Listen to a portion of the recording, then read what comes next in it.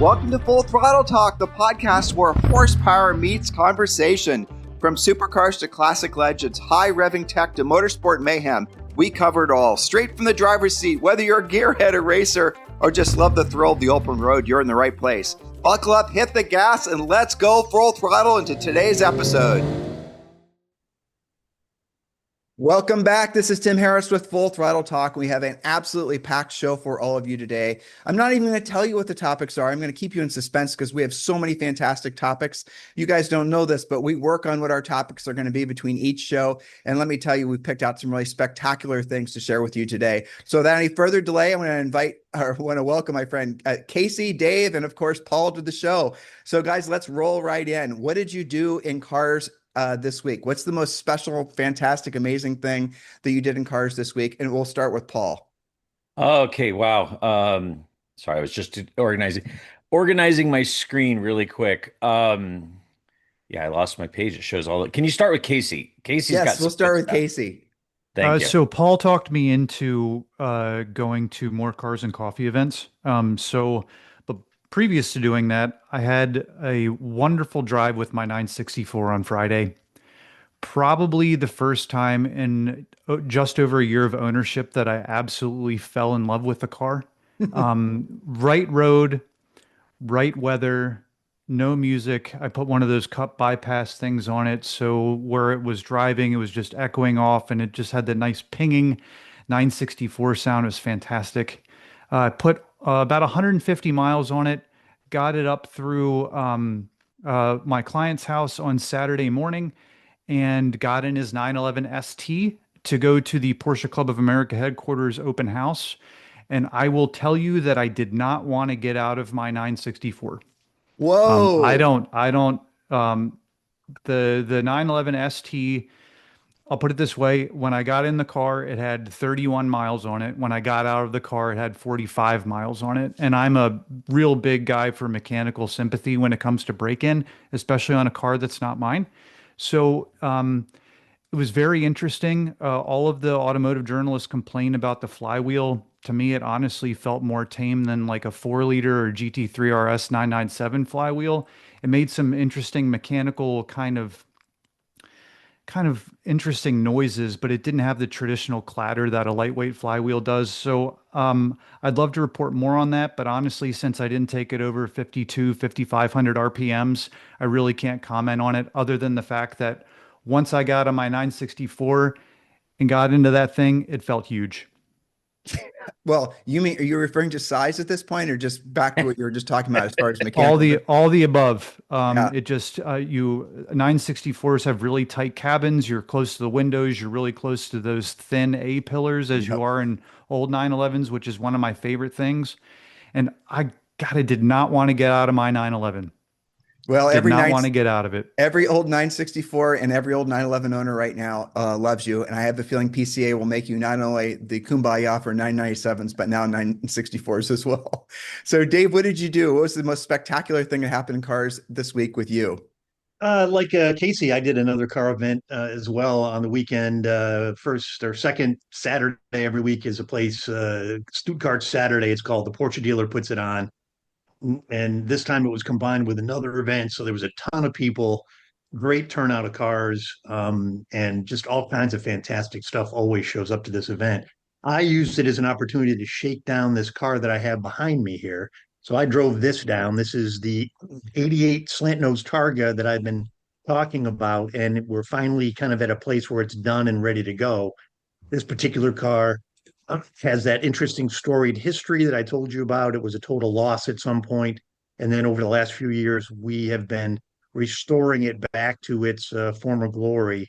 And no, it's a really nice car. Drove really well. Yeah, that was my weekend. It was great. Dave, Turned out well. Dave, and all the guys, one of the quick, easy, if you're at a Cars and Coffee, you want to cheat and just see if a slant nose is maybe a real slant nose, the quick, easy way to do it where you're not like a douche and you're, like fondling someone's car. Do you know what to check first? Dave probably knows. I do. I mean, What is it? What is it? Go Wood ahead, Tim. vents. There you go. Wood vents. Yep. The wood vents, those little Why do you side seem scrapes. surprised that I knew that? That was a little insulting. I saw that look. Yeah, Yeah, I'm surprised. I'm surprised. But then again, you know what's interesting? I'm not surprised because if you're a Ferrari guy and Yeah. you're going to cross over into the Porsche land, you're going to pick something as flashy as a slant nose. So it's on brand. Yeah, back in the 80s when I was, like 15 and I was rolling around Miami in my, pastel, summer clothes and, dealing coke, chasing Cracking bad down on guys. crime. Hell yeah, man. That's how I rolled. That's where I met Julie. We were on the scene down in Miami. I don't even want to picture it. Anyway, what I did was I went to Cars and Coffee. But when you think of the word cars and coffee, where I went, this is where it all started. Tim probably knows the area. Most people don't know the history of cars and coffee. It started actually kind of in Huntington Beach with Donut Derelicts, which was a hot rod show. It still goes on. But in 99, 2000, a few of us started breaking off and going to a place in Newport Beach to hang out. And all of a sudden, the European cars started flooding in. It got so big that Freeman Thomas and John Kleinard, who both worked for Ford, said, let's move it. And Irvine Company owns this land. They wanted us out and they wanted to move it. So now during COVID, it came back and Irvine Company kicked us out again, even though one of my clients is the executive member of Irvine Company and he fought for it and they still couldn't get it to happen. But now quietly it shows up. And I say quietly, even though that everyone's going to know about it now, but it's not every weekend.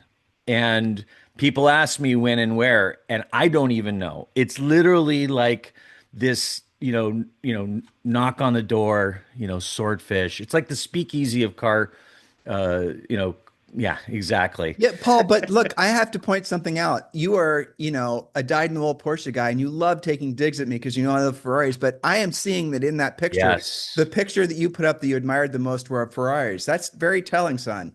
Yeah, And those the are reason pretty why is, Ferraris, though. the reason Yes. why it's one of my friends who a big collector, but and Casey might have seen this. I'm sure Dave has. There's collectors like the Jerry Seinfeld collectors. I don't understand, where you just drill so deep in one brand. This guy buys all kinds of stuff. And literally, if you look at that blue, it's a blue, let's see, it's over 330 here. GTS. It's actually a 275 GTS. It was actually the show car, the original number one that was for launching that particular model, the Paris show car. I've known this owner for almost 30 years. Back in like 99, 2000, I would run across him. He used it as his daily driver. He'd go to Home Depot with it. I would run across him on the street just doing errands. I'd be in a 73 RS Tribute. And him and I, as soon as we saw each other, it was game on, let's race. The this will kill you, Tim. Do you see the California Spider Sure. in the middle? Yep.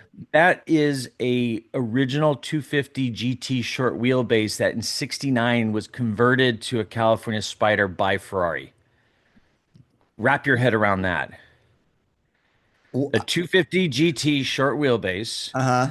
in 1960. Oh, I know what you're saying. Really? That's crazy. Take a $5 million car, make it the factory pretend like it's a $10 million car, and end up with something that's probably $1 million, So, right? Ann, let me do a shout out. Ann, video editor Ann, when you're doing this, make sure you put up a picture of a 250 short wheelbase so they can see the difference because it's a completely different car, but people would love to see it, I'm sure.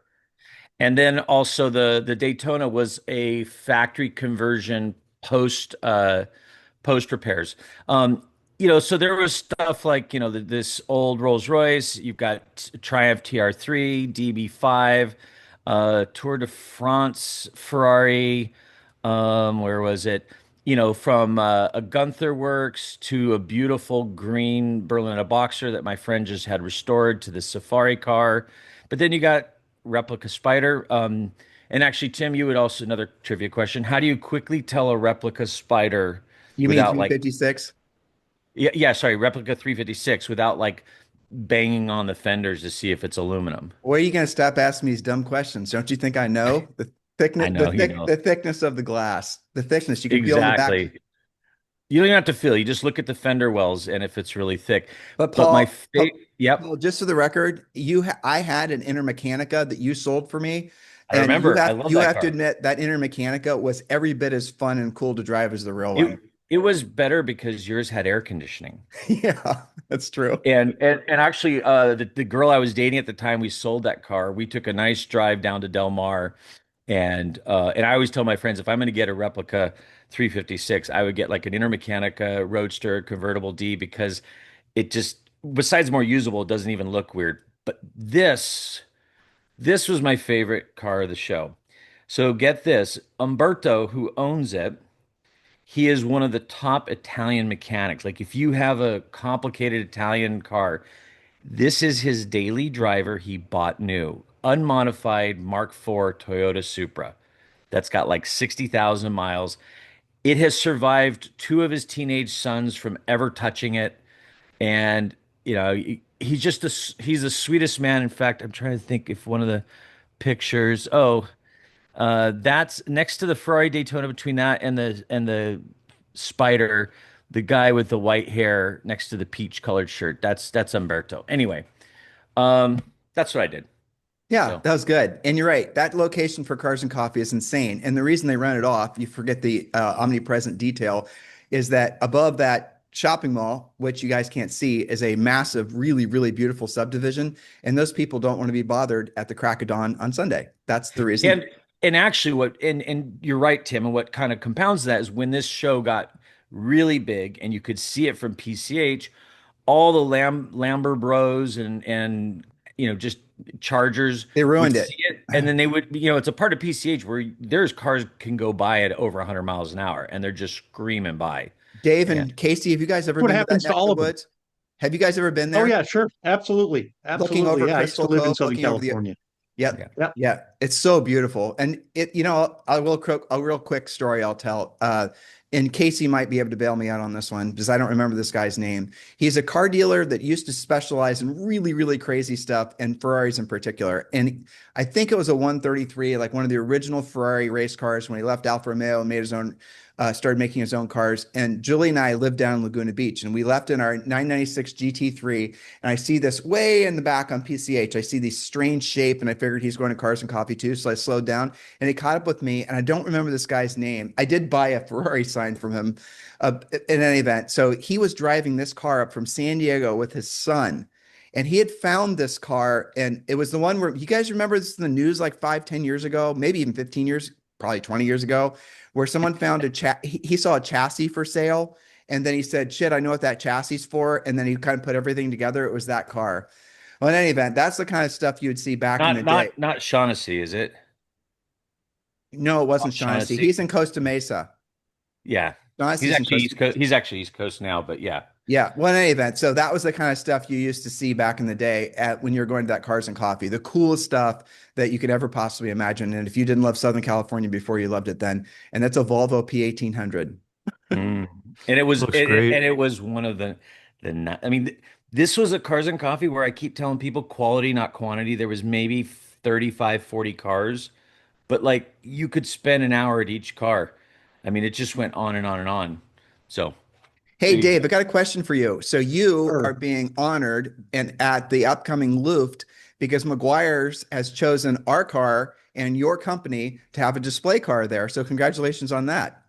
Well, thank you. Yeah, we're looking forward to Luft. I think Yeah. we're going to And have a number of cars there. Hopefully, you and I will talk offline. We've got some clearance issues on getting into the room they want to get into, so we got to figure that out. But clearance for what? What? width.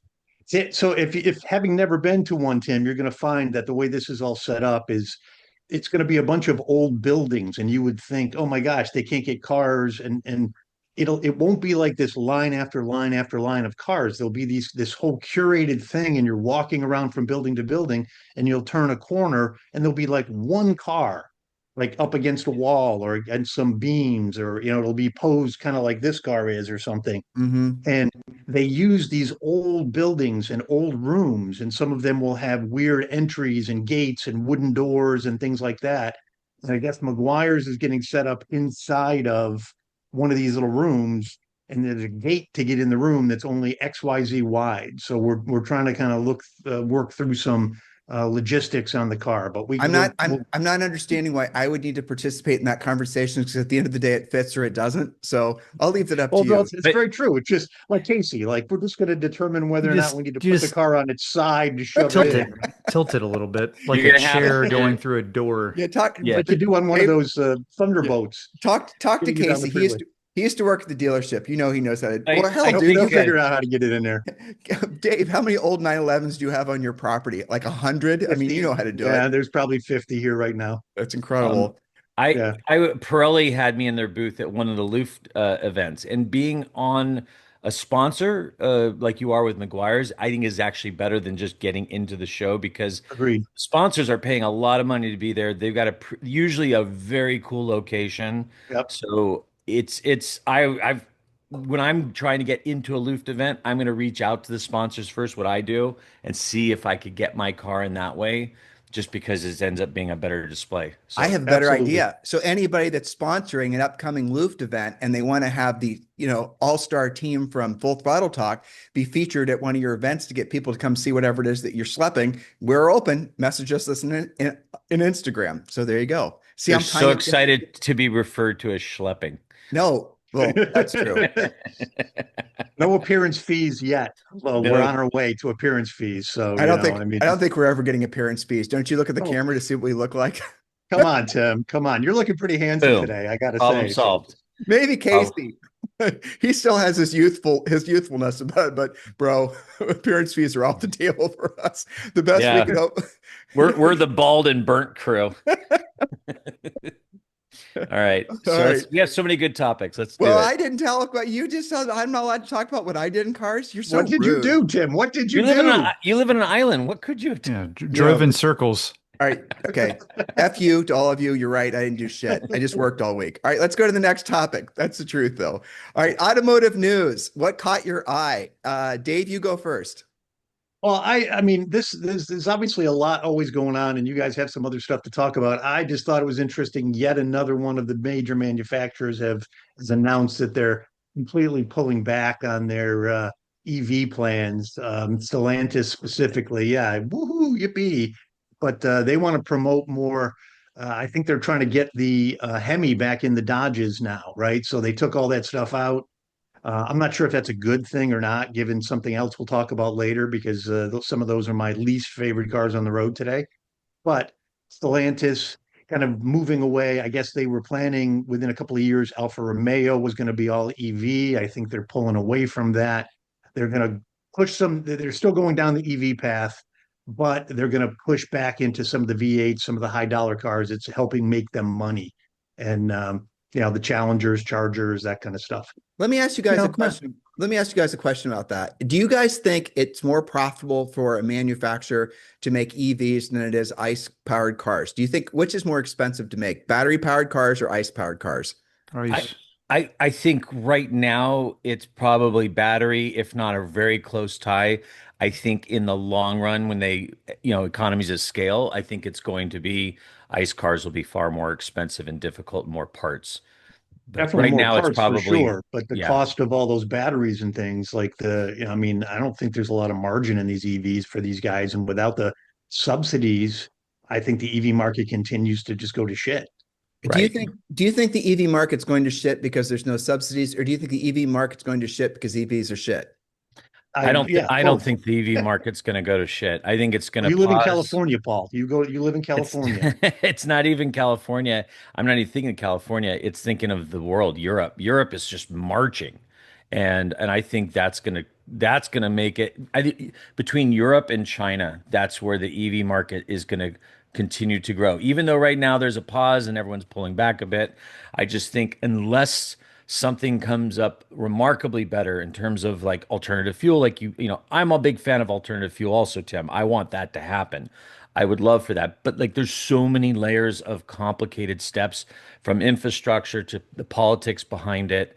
I just don't know how that's going to happen. And like I mentioned in the last show, we're at this weird point, go back 100 years when there's all these unique technologies to propel cars. And it became a fight between politics and big business, and Petro won. And that's what, Do yeah, you I mean, think that electric was really growing in the early 20th century.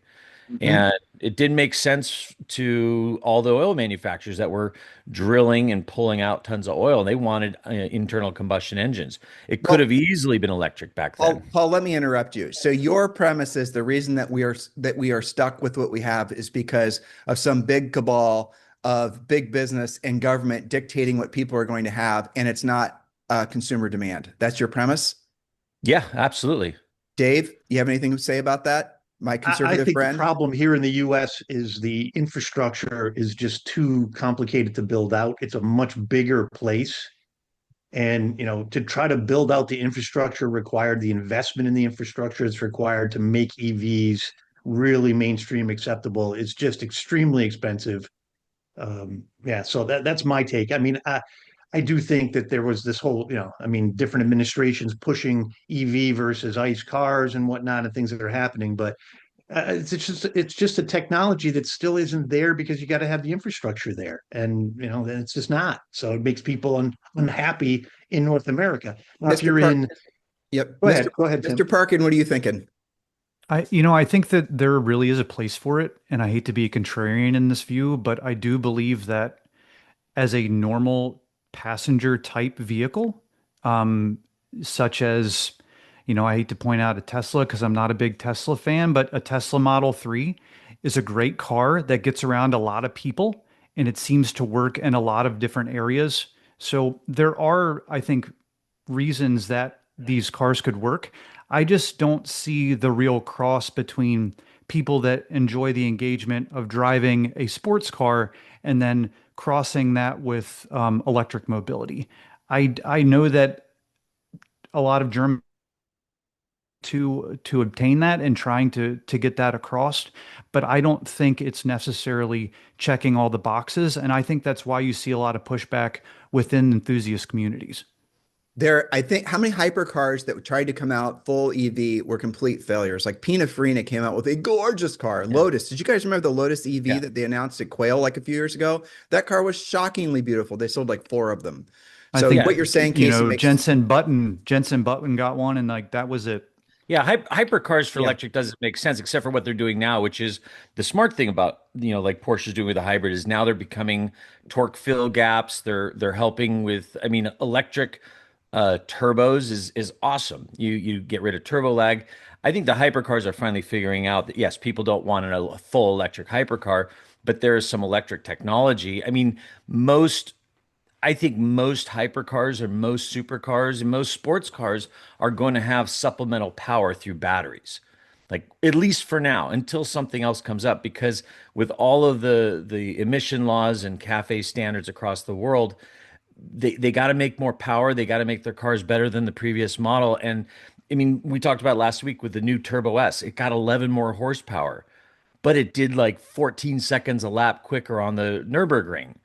And it didn't look much different. They made this big hoopla, but what they're really doing is paving the way for another decade of the manufacturers, especially if you're making sports cars, just getting twisted and trying to figure out how to make their cars more special, faster, better, when there's all these new laws in terms of emissions and so forth.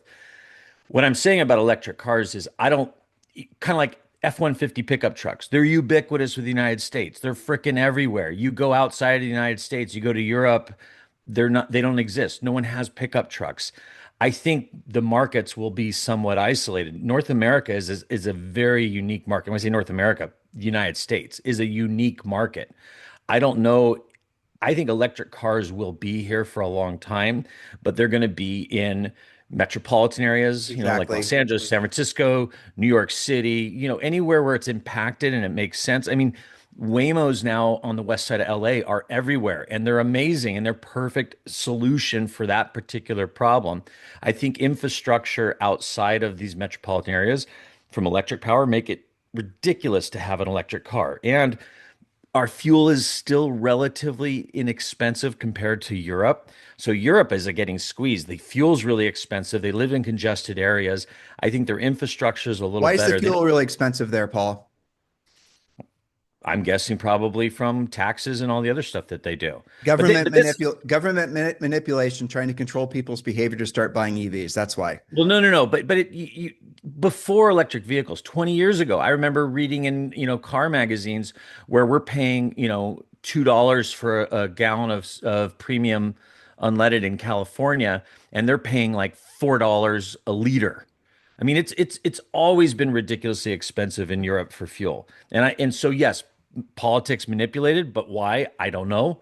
You know, who Just knows a why? different way to tax and create different streams of revenue for these Totally. Yeah. countries and so on. Yeah, Sure. Paul, they might have less tax Paul, somewhere else. have you ever looked actually outside in like, gas in California is a lot more expensive. You ever wondered why? No, I know they tax it and they use it for road tax and all this other stuff that who knows where it ends up Right. going. So if Yeah. you actually do some research on this, because I did it for another podcast we were doing, and I did it for different things, and you look to see where all the additional taxes are that you don't even know about. This is true with mortgage payments too, which is kind of shocking. You'll be absolutely blown away by how many little taxes are hidden and every little sort of thing we've just normalized and just blindly accepted. But let's bounce. Let's go to so Paul, since you're on point here, let's talk what you thought was mentionable from automotive news, because your point here is really interesting. So I have two choices. We can continue on what is taxes and government in California because the Leno law got stricken down. Like I predicted, everyone thought I was a naysayer. Aren't you a car person? Because everyone's saying, "Oh, Leno law will pass," and I said no. But I was right because I knew exactly what would happen. Or we can talk about which I would say we do this because there's the Challenge Stradale that sold for Let's ridiculous amount vote. of money. Ferrari or more BS politics and taxes. You guys vote. I'm going with Ferrari. I'll go for I Ferrari. think we Okay. need to say old Ferrari, not Ferrari. Yeah, Oh. old Ferrari. So this Challenge Stradale, beautiful car. It's a 2004 Ferrari 360 Challenge Stradale. Only came with the F1 flappy paddles, which is arguably, even though this was a better version of it, arguably it's probably one of the worst early dual clutch transmissions ever made. And this Ferrari sold for a whopping 603,000. You add the fees, $610,000 Ferrari 360 Challenge Stradale, and it has 4,500 miles. And what was interesting about this car is similar comps had sold for, what was it, 200,000 less, 300,000 less. So this one went for a lot of money. You sent me the Ferrari chat thing, Tim. It just seemed, it reminded me again why I hate forums. I mean, it just, you know, you sit there, you're like, okay, is someone going to talk about what was special about this or what is the market? No, someone's going to talk about how their dog, shit in the passenger seat of their Stradale and they couldn't clean the red interior or whatever it was. I forgot. It was just so boring. And one of my favorite parts about this car is look at that door. Isn't that door cool? Yeah, Challenge Stradale is the first Ferrari I ever was in. But if you remember, we talked about this months ago when the owner of our property was selling his 430 Scuderia. And I think it struggled to sell over 300 or 400. I forgot what it was, 350. Are these more desirable than the 430s Scuderia, considering the 360s are generally worth less than a 430? What are you And thinking, Casey? He just I think, voiced- well, Go ahead. I think, I think, could you liken the attraction to the 360 challenge cars to being more prevalent in video games in the late 90s, specifically Sega Dreamcast and such, which would make it more appealing to people of my age group? Because 430s are fine. I don't like the transmissions and challenge Stradales. Honestly, what Vin Tra just did with his on his YouTube channel was probably one of the coolest transformations I've seen for a 360. But I think a lot of it has to do with what you liked when you were younger, and I'm not sure that the 430 Scuderia is there yet. And Well, I so personally think the 360 is a pretty shape. I Dave, love. I think it's a far prettier looking body than the 430. Dave, what are you thinking? You have a dog in this fight at all? Not really a dog per se. I mean, my Ferrari knowledge is always limited. I continue to try to expand here, but we're It's going to an make attractive it. car, but at the same time, again, the real newsmaker here is the value, right? What it's Yeah, sold for. Right. exactly. Thanks, Dave. Why is it this I think I know. sold? Go It's ahead, because it's Tim. not red. I'm about, well, I'm about 99% sure what I'm about to tell you guys is right. And I will make this as short as I can. There's a lot of people that are trying to form collections of the special series Ferraris in order to qualify for the new special series Ferraris. So for example, and I mentioned this to you guys in our WhatsApp chat, I've had two friends now that asked me to help them. They didn't know, they're not really car nerd like I am. So they come to me for Ferrari advice. And they asked me, so I want to get the new, the new F80. How do I do it? Kind of too late, but I gave them the answer. You have to buy literally, arguably since the 288 GTO, you have to buy every sort of Ferrari, supercar that they've ever owned, and you have to have them all in your collection. And I added it up. And it's like $30 million of cars. So even to be considered for an F80, you have to actually have had all the previous series special cars. And so in my opinion, that was bought by somebody who will never use it. It's somebody who's just doing exactly what I just said. And if I know two people, there has to be a lot of other people globally that are forming their collection so that when they go to the My Ferrari app and Ferrari's thinking about offering them a special car, they'll see that they have all these other special cars. Otherwise, you just straight up do not qualify.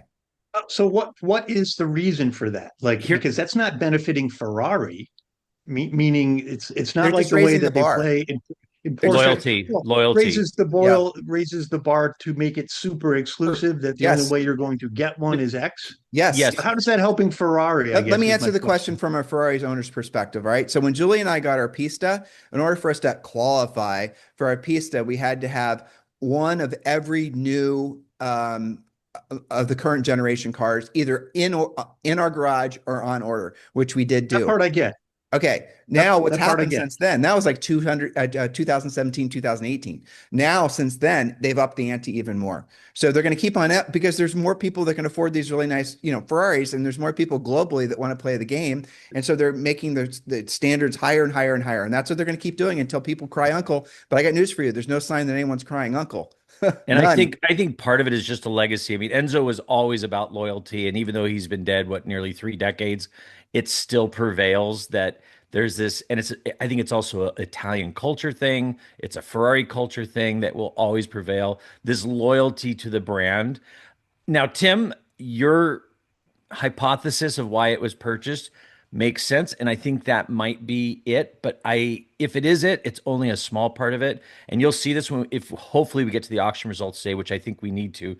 But I think we're seeing a shift. I I think we're agree. seeing something in the market because when I talked a couple weeks ago about my client buying that G50 Targa for almost $200,000, and now I am starting to see like a plague these pop-ups, and I'm like, okay, there is more and more cross-brand stuff that is happening, but it's not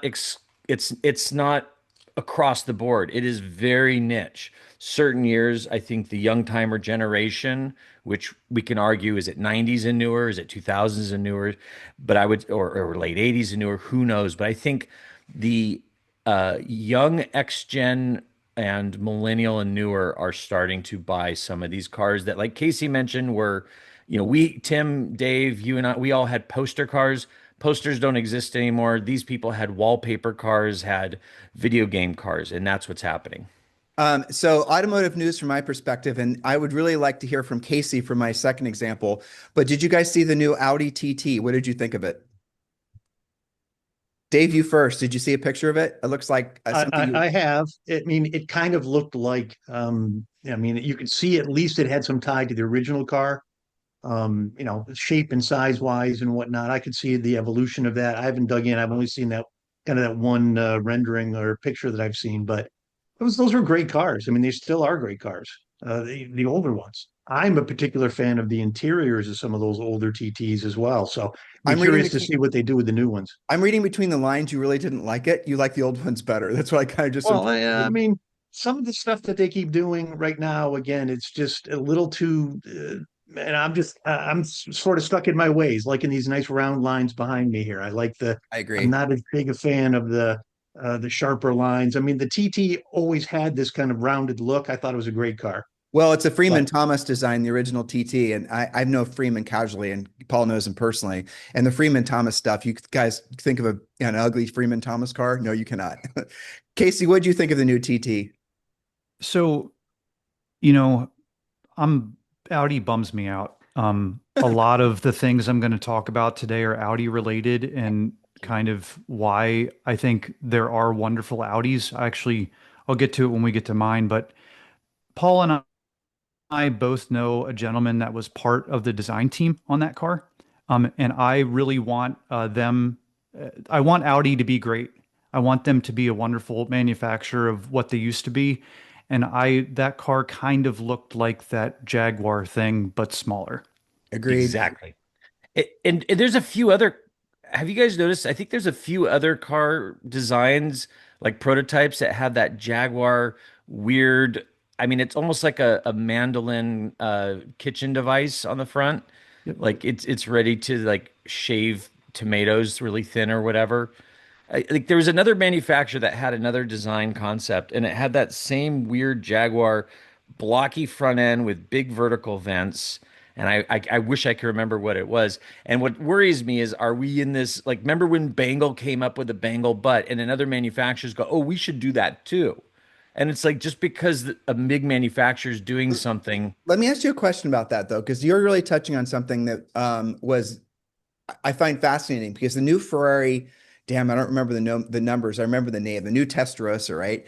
People online, if you believe the internets, seem to summarily hate the design. And then there's some people that really like the design. People I know that could hypothetically get one. To a person, all love the design. Is it up to a designer to design cars for the people that are going to buy their products, or is it up to a designer to design cars for the masses, right? Do you understand what I'm saying? So if Ferrari comes out with a new car called the Testarossa, and all these, talking heads on the internets are all bashing it and saying it's ugly, but none of them will ever be buyers, or they're not buyers. And should Ferrari give a rat's ass about what those people have to say? Casey, I'm curious what you think. I,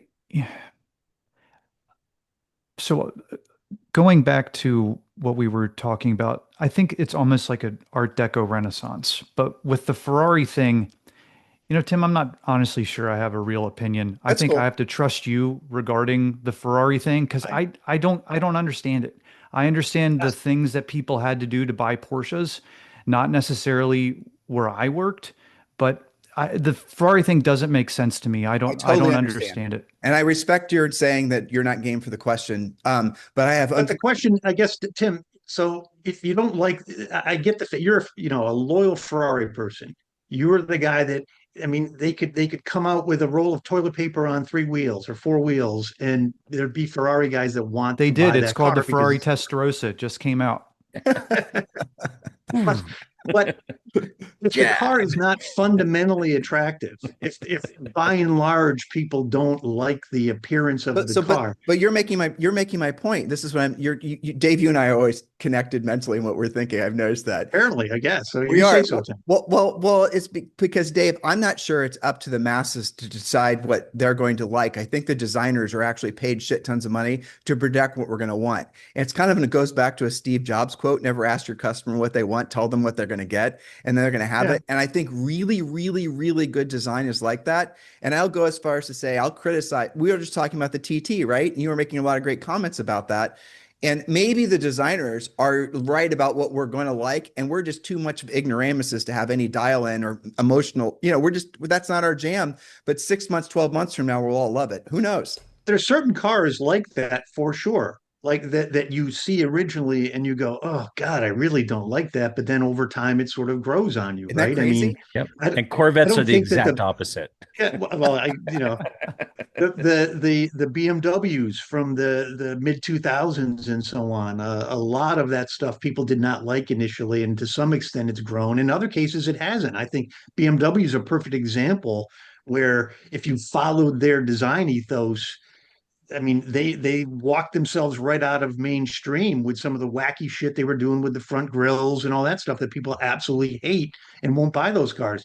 I think the 7 Series BMW used to be one of the most beautiful cars on the road, and it is completely hosed at this point. It's just an also ran sedan right now.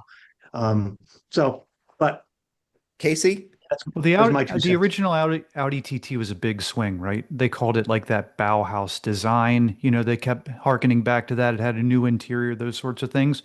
Maybe Audi's taking a big swing at what they believe the next, like I said, kind of Art Deco, Great Gatsby looking kind of car could be. And maybe that's the connection that they're trying to make by looking back in history and trying to make lightning strike twice.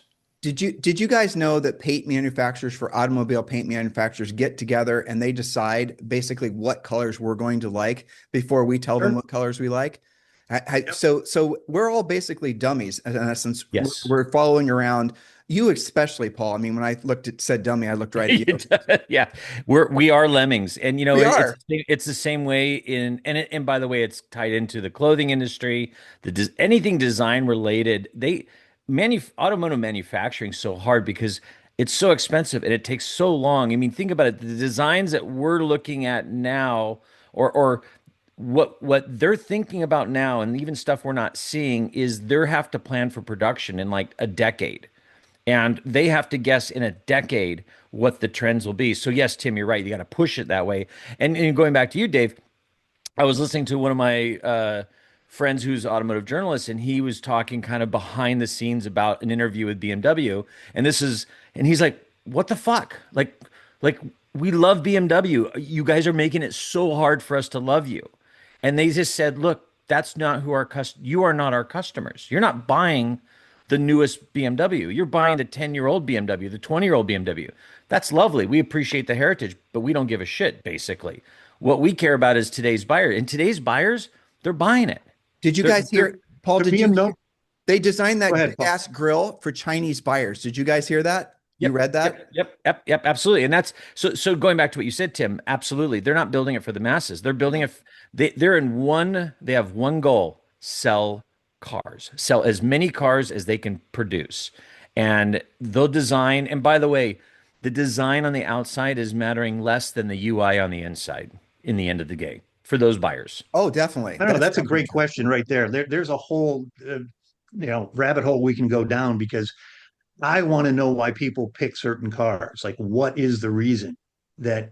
What's the first reason you look at a car and go, "I want that car"? I mean, there's something I think we talked about, or we're going to talk about. I can't remember, but how do you decide what you're going to buy in terms of what's the first thing you fall in love with, Tim, when you're looking to buy the hypercar exotic or whatever? And then the appearance, isn't it? Mr. Parkin actually and I were vibing on this last show, and when he was talking about passion and something that Ferrari just grabbed him, and it was that was a big part of it. But truthfully, and I put this in the notes, it depends. Obviously, like Paul is so dyed in the wool with the particular things he's interested in because that's what he grew up with. All of his friends Sure. like the same things. His environment's all like that. So he's very loyal to his friends, and everyone loves Paul. I mean, that is what it is.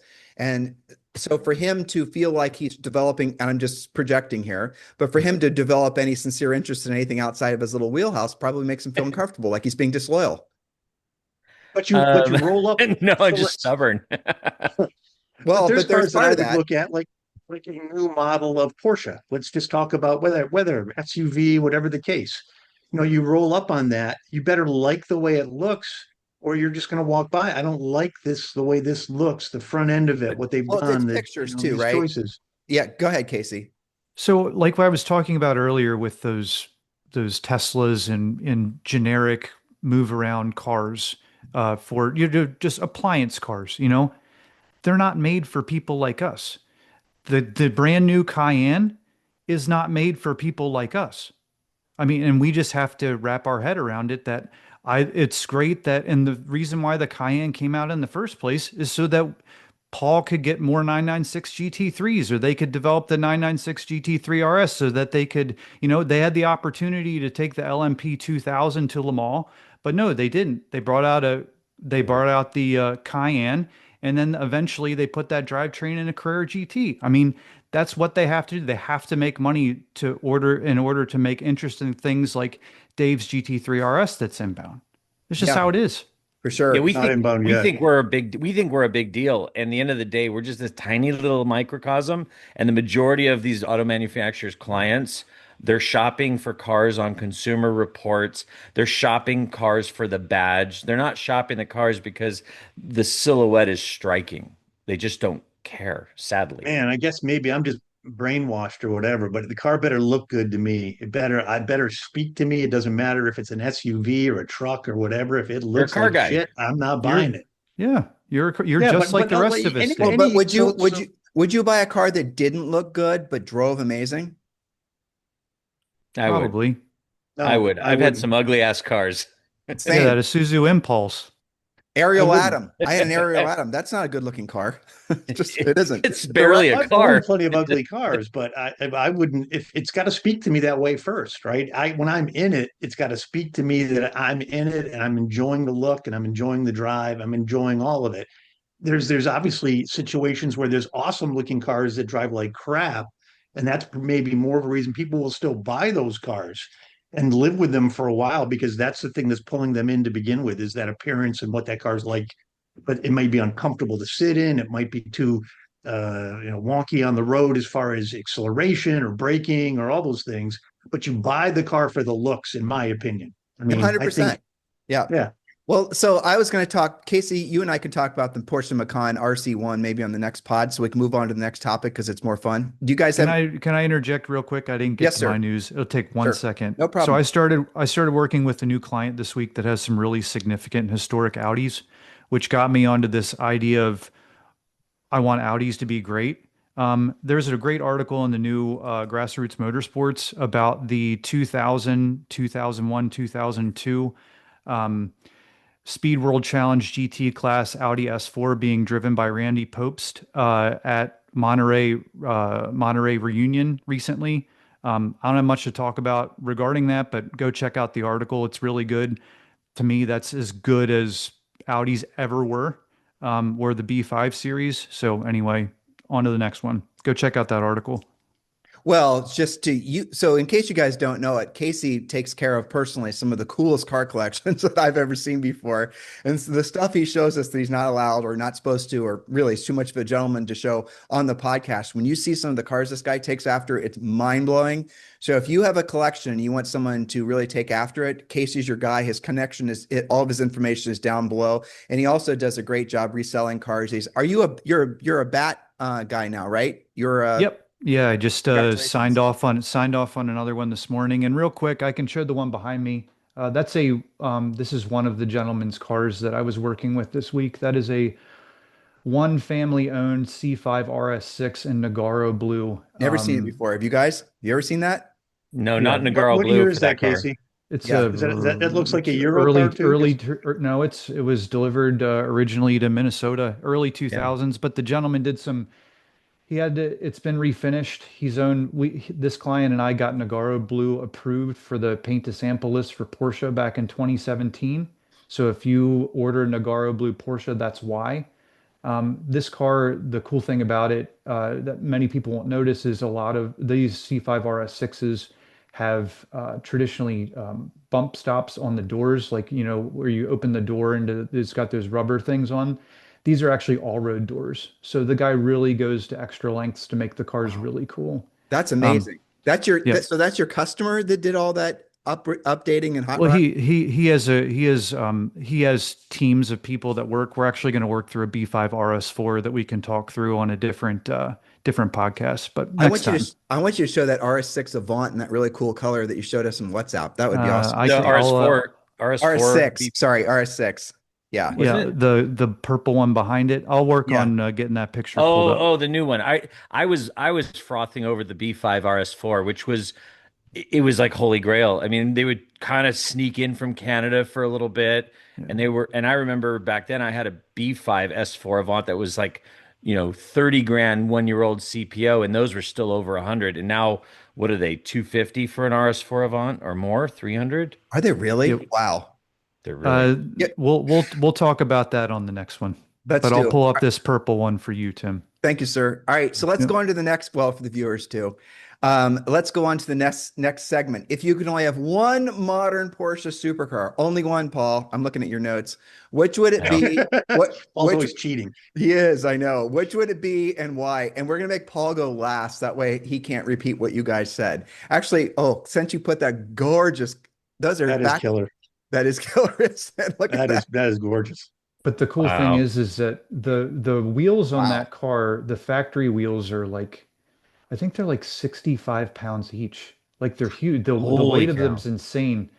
So the wheels that you see on this car are some sort of whoop-de-doo BBS forged things that probably cost more than most of the cars that I own. But they're downsized too, so it's got more sidewall. And I went for a ride in it. The car's insane. It's really cool. But he had, Is that a paint? Is that a paint to sample color, Casey? yeah, it's Audi exclusive, something or other, purple, There we purple go. berry, Yeah, yeah. frozen That when goodness, you something translate or it from other. German, it's RRR. Yeah, something like that.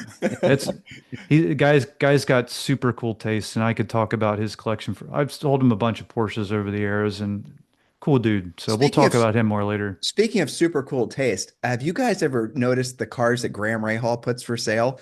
The cars that he Mhm. specs? I mean, what the hell? How does he come up with some of those combinations? It's just amazing. We should try to get Graham on the podcast. I'm sure he would be on. He's great. All right. So if you could only have one modern supercar, which one would you choose and why? Dave, you first. I'm gonna have to say I would buy a new Ferrari, and only because I'm so disappointed with the way I'm being treated by Porsche for my GT3 RS right now. I'm If I sorry to hear bought a that. Ferrari, I But would be wait, on wait, my. wait. Sorry, I have to interrupt. Wasn't this thing since the 959 wasn't supposed to be a Porsche or Yeah, it no? was. Uh, So one well, modern. no, I know. I mean, and I got the Porsche here Dave's behind me, being but I'm sarcastic. just Okay. lamenting on the fact that I don't. If this had been a Ferrari, I would be on my third case of salami that I've been, somebody would have shipped to me by now with all the goodies since I'd have bought a Ferrari. Instead, I get nothing. Porsche gives me nothing.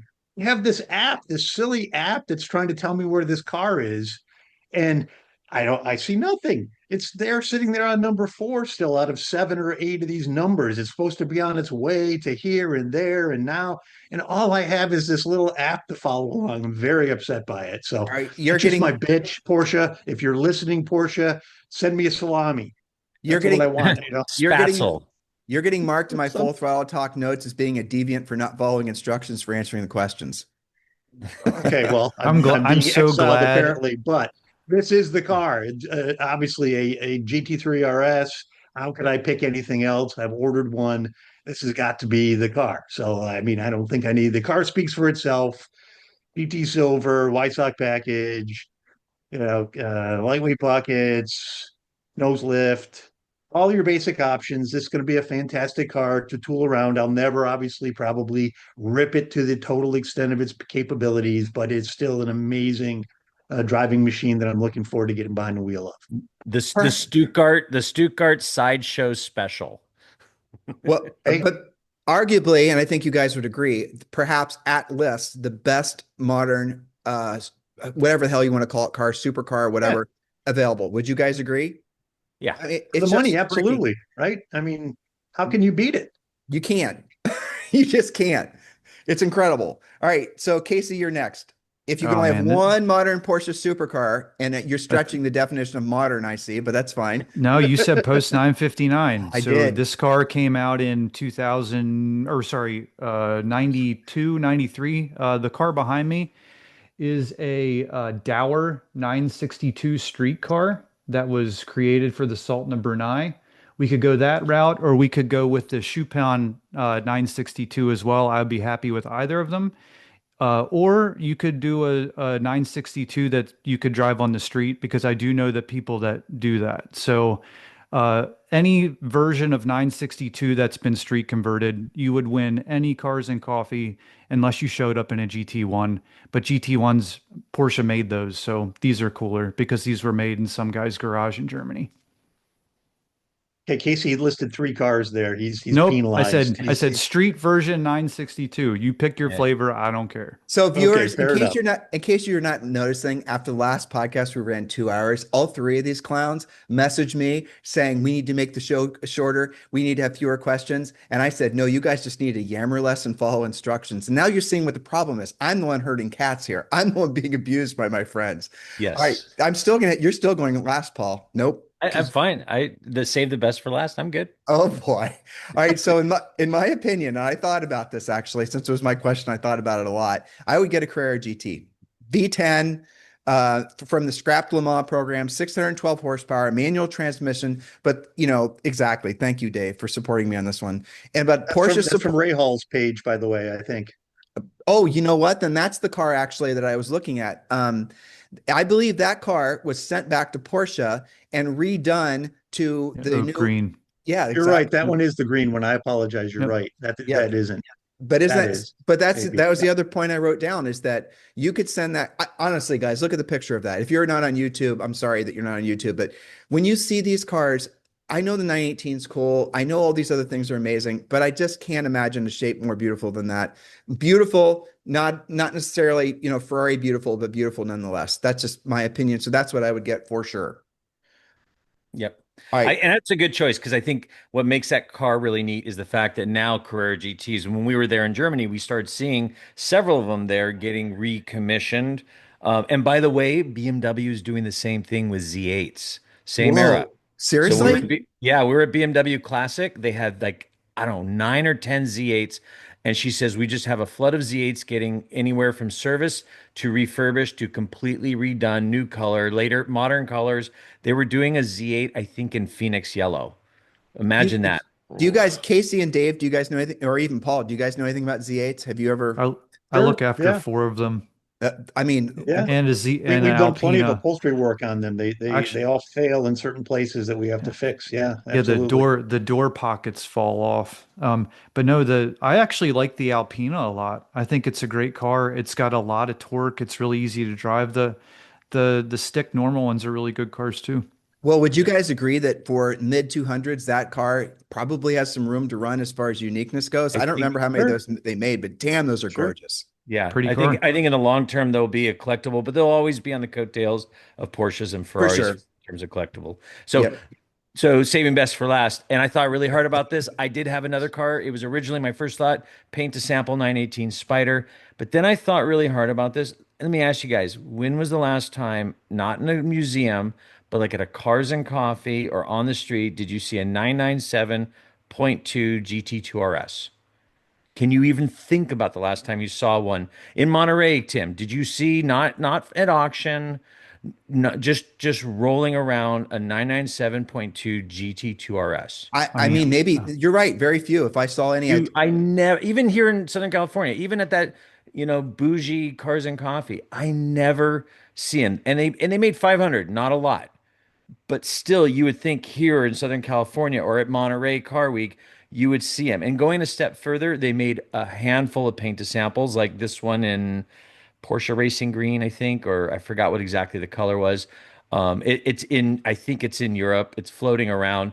But the thing about these cars that I think will ultimately make them even a more halo car. I mean, right now, value wise, I think they're worth more than a RS 4.0, or are they no, about the same? they're a little less. Oh, yes, I look after two of them. I look after a of carbon course you fiber do. fender car and a non-carbon fiber fender car. They both have about 3,000 miles on them, and they're both real scary. okay, hold Yeah, on. That he just said something interesting. We can't let it get by us. Carbon fiber and non-carbon fiber. What are you talking It was about? this six that the front. yeah. So basically, the 4 liter was the end of the end, which got everything, right? It got all the cool stuff from all the RS programs. The GT2 RS had an available option of carbon fiber front fenders. So on a traditional GT3 RS, it's got like your old car, Tim, it has the stick-on fender flares on the front of it. The that one does too. You can see how it has a little bit of a wheel arch there. You can get the carbon fiber fender, which is the same one that's on the 4 liter. So that basically that flare is molded into the fender itself. I did It not was a know that. $6,000 option back in the day, probably worth 100 grand now. You Yep. rarely see carbon fiber fender cars. They probably made 70, 80, 100 of them of those Yep. 500 cars. And That's they're awesome. Apparently, they're all in it's sort of like Washington the D.C. Apparently, right? They're all in the D.C. area because Casey's got them all. I they're know of the four locally, but I will look after two.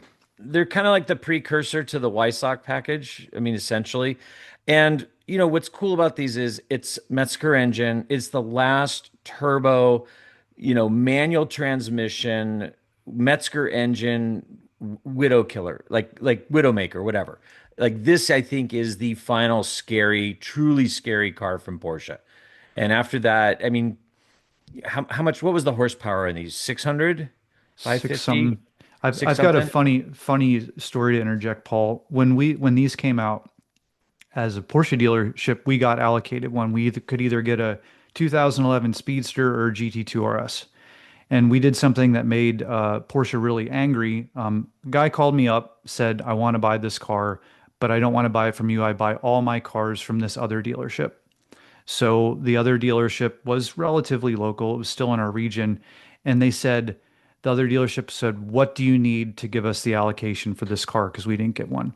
So in 2011, Porsche's hottest thing was the new Cayenne. So we traded one allocation of a GT2 RS for 6 Cayenne allocations. Good trade. Good Yeah. trade. Yeah. So, Not so now, money-making but back then, perspective, it yes. is. Yeah. So And share Tim, of nation and allocation, it helped a lot. so Tim, would you agree that I won this segment? No, I actually think Dave won. That's what I was just thinking The about. guy who picked a Ferrari and didn't even follow No. I think He honestly, only I picked the think that, Ferrari because he wanted his salami. That's the only reason, right? I mean, I want well, no, Porsche to send me some schnitzel or something. well, but just think about this in all actuality. No one's ever driving Casey's choice. Okay. No one's ever going to drive your choice. No one's ever driving my choice. It's going to be afraid of breaking the carbon fiber that for God knows what do you have all up and down. They're going to drive his car. So Dave's car, in my opinion, based on, my own, opinion, is probably the best choice. So that's what I have to say. What do you think, Paul? I think my car, as we talked about, the RS 4.0 being worth more right now, I just think the GT2 RSs are undervalued. I think no one really, there's so many other things that no one ever asks me about them, ever. And I just think that we're going to wake up one day, because they're still new, they're only 15-year-old cars, and someone's going to wake up one day and go, holy cow, how do I get one of these? And how do I get one of these and not black or not silver? I mean, what are they, mostly black and silver, probably? Black, silver, and red. Okay, Red. everyone Yeah. stop talking. We're doing a new segment, and I know none of you are prepared for this. I'm doing it on purpose. All right, so this is a pop quiz, and we're going to vote to whoever has the best answer. Describe the road, the weather, the overall situation, the perfect road, the perfect car, the perfect situation, doesn't matter where it is. You need to wax poetic as much as you possibly want. And the car you're driving cannot be a Porsche. Who wants to go first? Jeez. Okay, I got it. Jesus. There's a road where I grew up in Hagerstown, Maryland, called Wolfsville Road. That road, my wife and dog as passengers, my dad's TR3. Oh, Perfect weather, just like it is right now. you Doesn't stole beat my it. answer. Yeah. I mean, You that did. you can literally drag your fingers on the ground if you wanted to. That car has such romance, sense of occasion. And honestly, it's a steal. People are afraid of them because they're rusty pieces of junk, but God, what an awesome car and an awesome experience. That or, well, I can't say 914, but yeah, You can get TR3. alloy bodies for those cars from a couple places in England if you want to rebody one, as long as you have a clean frame. But if you're thinking about doing that, dear listener, do know that unfortunately what happens is that in Le Mans, Porsche or Ferrari, listen to me, Triumph had the option of racing alloy TRs, but they didn't because they would flex too much in the corners. So just throwing it out there, I think there's a company in England that remakes galvanized steel replacement parts too. But in any event, I digress. I'll really bring the show down if I start talking about British cars with Casey. You guys will fall asleep. All right, Dave, you're up next. If you're ready, you can pass. You're available. Yeah, no, I'm ready. I don't have a picture or anything though, because this was a pop quiz. But I would probably say I would be wanting to go out to where I normally do my driving, up in the mountains. There's a couple of mountains up near Little Switzerland, North Carolina, a couple of roads, 226 and 226A that come off of I-40. You get off, you have to drive about 5 miles. You're going through an old industrial area, and then you turn off to head up this mountain. And I would probably, if it can't be a Porsche, I'm going to say a nicely set up suspensions, 1972 Datsun 240Z would be the Oh, car. very cool. It would be, just the windows down. It would be, I can't remember what the color is, but that, and whatever the orange was from that period, it was just a great color. Seats not terribly supportive. I probably would have improved the seats, but I would just go ripping up that mountain, and the switchbacks and the turn-ins and all that, assuming that suspension was set up nice, that straight six would be rolling as I would get up to the top of the hill, and I would pull into little Switzerland and pull right into the little ice cream store there and get myself a little ice cream I and then love it. drive I back love how you down. painted the whole picture. And Paul, you're going in advanced player mode. You cannot choose a road in California. I just had this all set. I Fine. know. Fine. I have more roads. I have more roads. So I would be taking road 191. It is on the eastern border of Arizona, parallel to the New Mexico border.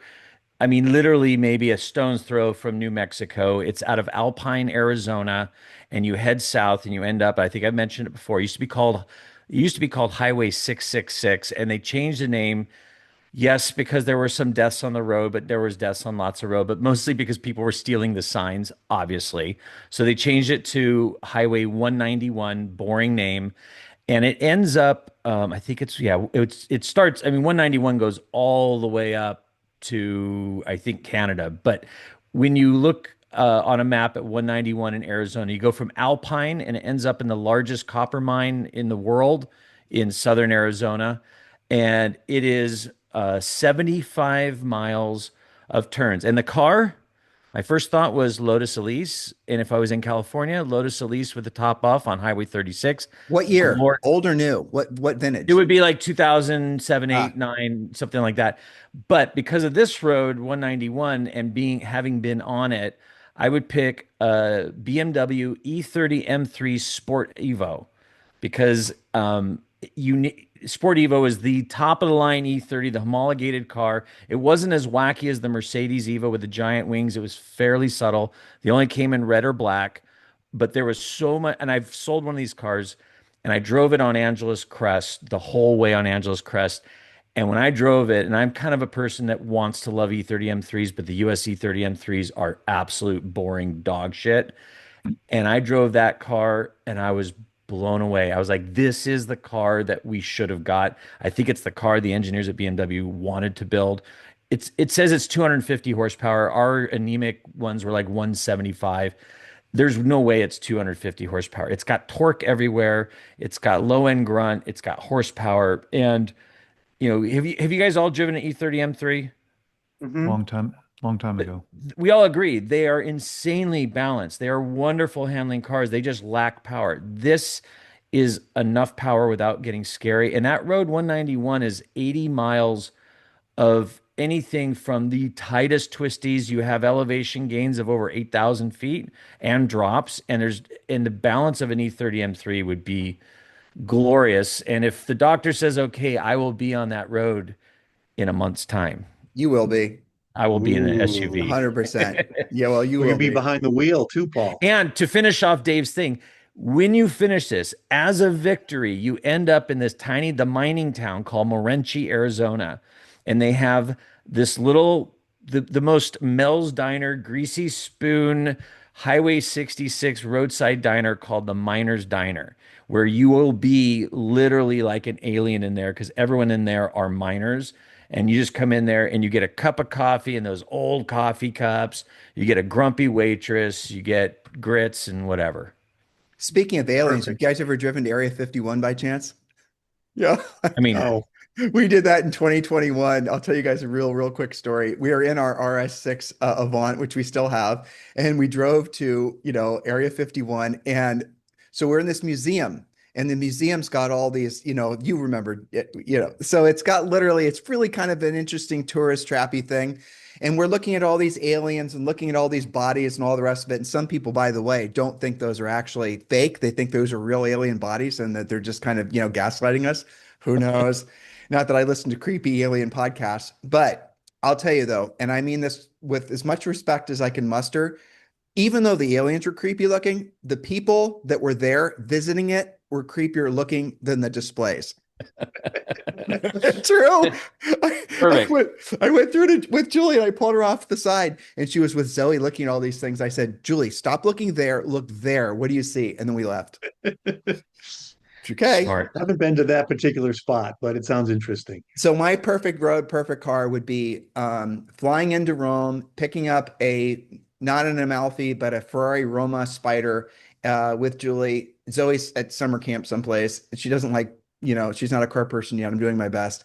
And then driving down to probably Monaco because there's so many beautiful roads there, or flying into Paris and doing that drive and flying down or and driving down and just stop at every little beautiful touristy spot on the way down. That would be kind of my dream scenario, frankly. Why not an Amalfi? Why a Roma? I don't like the design of the new Amalfi. It looks to me like they're trying to basically what we were talking about earlier, placate. Look that grill in the front. I love the fact that that's a nod to the old one. If you look at the back end of that design, I've seen both at Car Week. The back end of the design of the Roma is sculpted. I think it's gorgeous. I just don't even understand. The front end of the Amalfi looks like a Tesla Model 3. That's all I have to say about that. I don't want to piss Ferrari off. They won't sell me any more cars. All right, so let's go on to our next topic. Let's go on to our next topic, and this one's hopefully will be a heated debate. This was inspired by Jason Camisa, who I think Paul is friends with. So is automotive journalism dead? Oh, actually, Tim Burton, who's known as Shmee on YouTube, actually had a rant about this as well. So is automotive journalism dead? Influences manufacturers leave the customer screwed for valid critical information. All right. So I'm gonna go last because I think you guys are going to take a different stance. And Casey's been very patient. Casey, do you have an opinion on this? Just like news outlets, I believe picking your automotive journalists that you care about is paramount. I've been a smoking tire listener since 2012. Some of my favorite automotive journalists have been on that.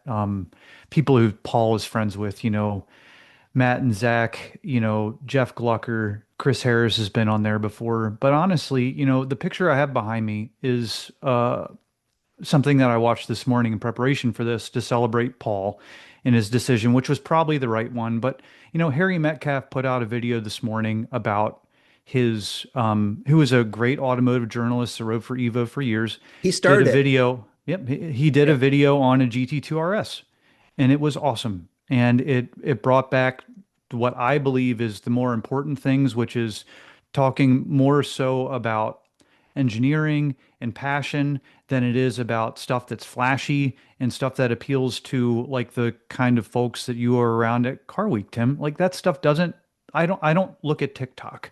I don't subscribe to Instagram when I see people walk up to people in cars and say, "What do you do for a living?" That's not the type of automotive journalism that I like. I don't care about those things. I care about the new Carmudgeon podcast. I'm about a quarter of the way through, but it talks about how Jason bought a Mark III Cabrio and he's going to stuff a VR6 in it. I mean, that to me is as great as it gets. So that is what I choose to watch, and that's what I choose to listen to. And so I don't think it's dead. I just think that there's so much crap out there that people really need to hone in on what they believe is important. Because if people really like the shock and awe and, oh my gosh, this Ford EV truck is amazing, Dave Van Epps, I don't know I know you're excited. That just does nothing for me. About that Ford Lightning. Yes, it just does nothing for me. I like the old school guys. But do you think automotive journalism is dead? Do you think that these guys are biased in their, I'm going to agree with you on Harry. He's definitely a good guy. But do you think a lot of these people, I'm going to voice my stance on this, but do you think a lot of these journalists that are out there, and I think Harry's an exception, truthfully, do you think they're influenced because of the massive amount of competition from these YouTube influencers and the manufacturers basically are no longer, essentially, you won't be given the royal red rug treatment anymore as an automotive journalist because they can just basically pull in, not really professional automotive journalists from YouTube and Instagram and whatever. And those people will just wax poetic, sorry for saying it twice on one podcast, about their products and not be critical of them. When was the last time, Casey, and I hope you can think of one because I couldn't, when was the last time you heard anybody on any form of automotive media say anything to crap talk any new car product from any manufacturer? Now compare that to say 15 years ago. Matt Farah does it all the time. Yeah, I was saying Matt does it all the time. He shits on new cars all the time. Yeah, but he shits on Teslas. What else does he shit on? No. But like I remember, the best was when the Fisker Ocean was trying to give him a car, and he finally said, "Guys, you talked about on the podcast, you don't want me reviewing your car." I remember Yeah, that. no, I mean Matt's super honest. I mean, and he's one of the, I mean, the crazy thing is that I don't really watch a lot of smoking tire car reviews. If it comes up on the podcast, I listen to it, but I don't watch the videos, which I might be in the minority there, but Do you they do think voice their opinions. do you think the consumer of automotive content anymore doesn't appreciate Matt Farah and his ability to drill down? Because he is amazing with his automotive, and he is such a good writer, such a good, one of my favorite for sure.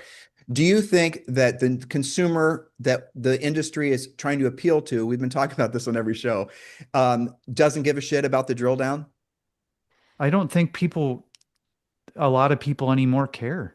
I Yeah. don't think a lot of people care about details. They care about, like what you were talking about earlier, how big the grill is on a BMW, a user experience where they can get in the car and it lights up a different color. I get in my 911, I turn the lights on, everything's kind of orange. That's perfect. Very dim though. It's very dim Yeah, inside. Dave, what it's do you great. think? Do you think Well, automotive I think you're journalism going to is, have to find. It's like everything that's occurred since the advent of mainstream social media and the fact that think if you go back 10 years, how many people would define themselves as automotive journalists?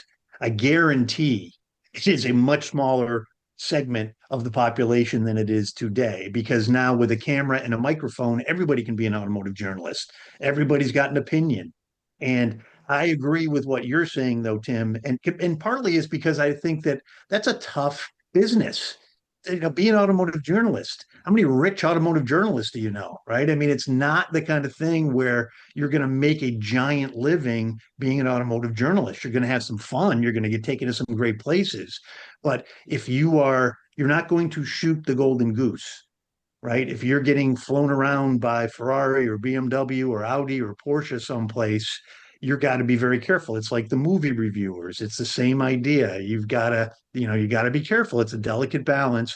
I think you're going to have to look harder in the niche you want to look into, kind of like where Casey's going. If you want to drill down, you're going to have to find the guy that you're going to want to drill down and follow. They're going to still be out there, but the sellout guys, just the quick the YouTube experience type automotive journalist. That's not the same thing. can we all agree though, we'd be more than willing to sell out for free trips to do automotive launches and test cars and tchotchkes and whatever? I mean, are you all, is everyone here in total agreement that we'll completely sell? Yeah. I mean, Sure. Porsche, But you'd have to not. It wouldn't be automotive journalism at that point. It's really yeah, just you're but it isn't you're now. writing about the experience you had, and hopefully the car's good. But And I I would would definitely write go. it in a way that the automotive manufacturer thought I was complimenting them, but the actual people would knew it would be true satire. Sarcasm. Well, but Sarcasm. who is an automotive journalist that I maybe not name a name, but do you really think that most of these guys that are famous on YouTube really know what the hell steering feel is? Can you really listen to what they have to say? And when they're comparing a car with numb steering feel to a car with numb steering feel, and they say one has more steering feel than the other, they've never driven a car with real steering feel. So they have no baseline to really compare it to. Most of them don't. And Well, so, Paul, go I ahead. would say when you talk to the automotive journal, you hear automotive journalists on podcasts like Matt Farah and so forth talking about they go to these launches and they will not go in cars they only want to go in cars with people that they know because they're like the majority of the people here don't even know how to drive these cars, let Hmm. alone report on them. And they're like, I'm not getting in the car with them. So yeah, to your point, I don't think you're right. They don't know, haven't driven enough cars to know what steering feel is or care to learn. Some of these automotive journalists don't even have a car. They can't drive manual, bro. They They can't can't drive drive a manual. manual. I mean, Like, seriously, that's a thing. They, yeah. And they're not automotive journalists. They're just reporters on yeah, but they society are. or But reporters on. they are to a I mean, I generation. get what you're saying, Tim, but in Yeah. truth, that's not what an automotive journalist should be. An automotive journalist should be somebody, the writer for Car and Driver, Motor Trend, any of that kind of stuff, right? Who's going in and reviewing the car and comparing it to three or four other like cars. What I just see now all of a sudden is a lot of this stuff is let's put four cars in a row and drag race them down a quarter mile, right? And like which car is going to prevail. Well, that means, That's but that is what's happening, and the manufacturers are making cars that are appealing to the flash and the back. I said this last week, right? A 918 rolls by, and your upcoming GT3 RS rolls by. I guarantee you, 9 out of 10 people are going to think the GT3 RS, your car, is more badass than the 918 because the 918 just blends in. They'll think it's a fancy boxer. Casey? I hate to, I mean, you're talking about, we were talking about kind of pale and those sorts of things that comes along with a lot of these YouTubers, but, and I don't want to always talk about Matt Farah, but being that a lot of his content is what I consume. If you looked at his pictures that he took of doing the road and track preview down near where you live and you live, Dave and Tim, it said at the bottom of it that the car, the airfare, the insurance, and the fuel was provided by Porsche.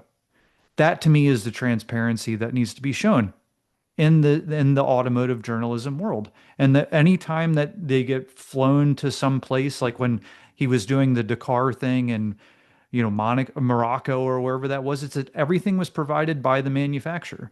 There has to be when somebody's giving you this access, you have to be transparent. It's just like any news media. And unfortunately, so much of it is biased because of sponsorship, advertising, and all these things that I'm not sure you're ever going to get it. But that's why you need to pick the person that you believe in.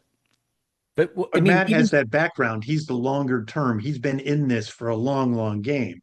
He can he's recognized But in a there's way that you guys realize there's not another generation that's coming up. Who's the next generation? You guys are talking about people that are almost like they're basically our age. Not you, Casey, but well, yeah, you too. Matt and I were that's both born in '82, so we're yeah, same age. same age. Yeah, but Yeah, and I was born in 70, but my point is who are You're the old. you're the I'm generation 69. who's the younger generation that's coming up? Who are the ones that are Well, who? the thing is, we're trying to put them in the context of what we know to be our paradigm of automotive journalism. We don't know. Maybe automotive journalism is going to be a lot different. Imagine my dad's generation and my grandfather's generation. If they saw the way automotive journalism is done today, even by the Smoking Tire and Jason Camisa and reputable journalists, they would be like, they might think the same way we're thinking about the YouTube and the TikTok crew. But I remember, distinctly in the 80s with Road and Track and these manufacturers, I remember there was a conversation similar to this where they're like, okay, Mercedes has like 9 pages of ads, in their next quarter of magazines. And the review, and there were some automotive journalists then accused of being favorable because they're a big advertiser, and they had the same problem. Is they're getting subscriptions don't pay the magazine, it's the advertisers, and then they're going to write shit about them. So I think it's always been a delicate line, and like anything else, it's like news. You name your format of news. You can find the news that you want that supports what you want to see, and to find something in today's day and age that is truly unbiased or truly just editorial and not opinion, it gets really hard. And when you talk about automotive, that's so subjective. And also, guys, we're thinking of this narrow paradigm. We're thinking of us car guys that are buying Porsches and Ferraris and all these like 0.05% of the market cars. When you think about, and it's hard, like think about the guy out there who's going to buy his next family hauler, not a car guy. He's got these requirements: carry this many people, tow this much stuff, go to these places, etc. Perfect example. My sister, the only car related stuff she is what she picks up from me, on the edge. And she has a Honda Odyssey minivan that I got for her when it was a 2-year-old vehicle 20 years ago. She's tired of driving it. Kids growing up. She's like, "Hey, what should I get?" And I'm like, "Think of these cars." And then she goes, "Well, what about automotive reviews?" I referred her to the Savage Geese, which if you haven't seen that, he reviews mostly boring ass cars, but he goes really in depth, technical, and it's really objective. And the problem with it is, and I have to ask her to follow up, like, could she make it through it? Does she care enough to make it through it? Or did she just zip through the part she wants to see, which is basically what's the fuel economy? How many does it have Apple CarPlay, whatever.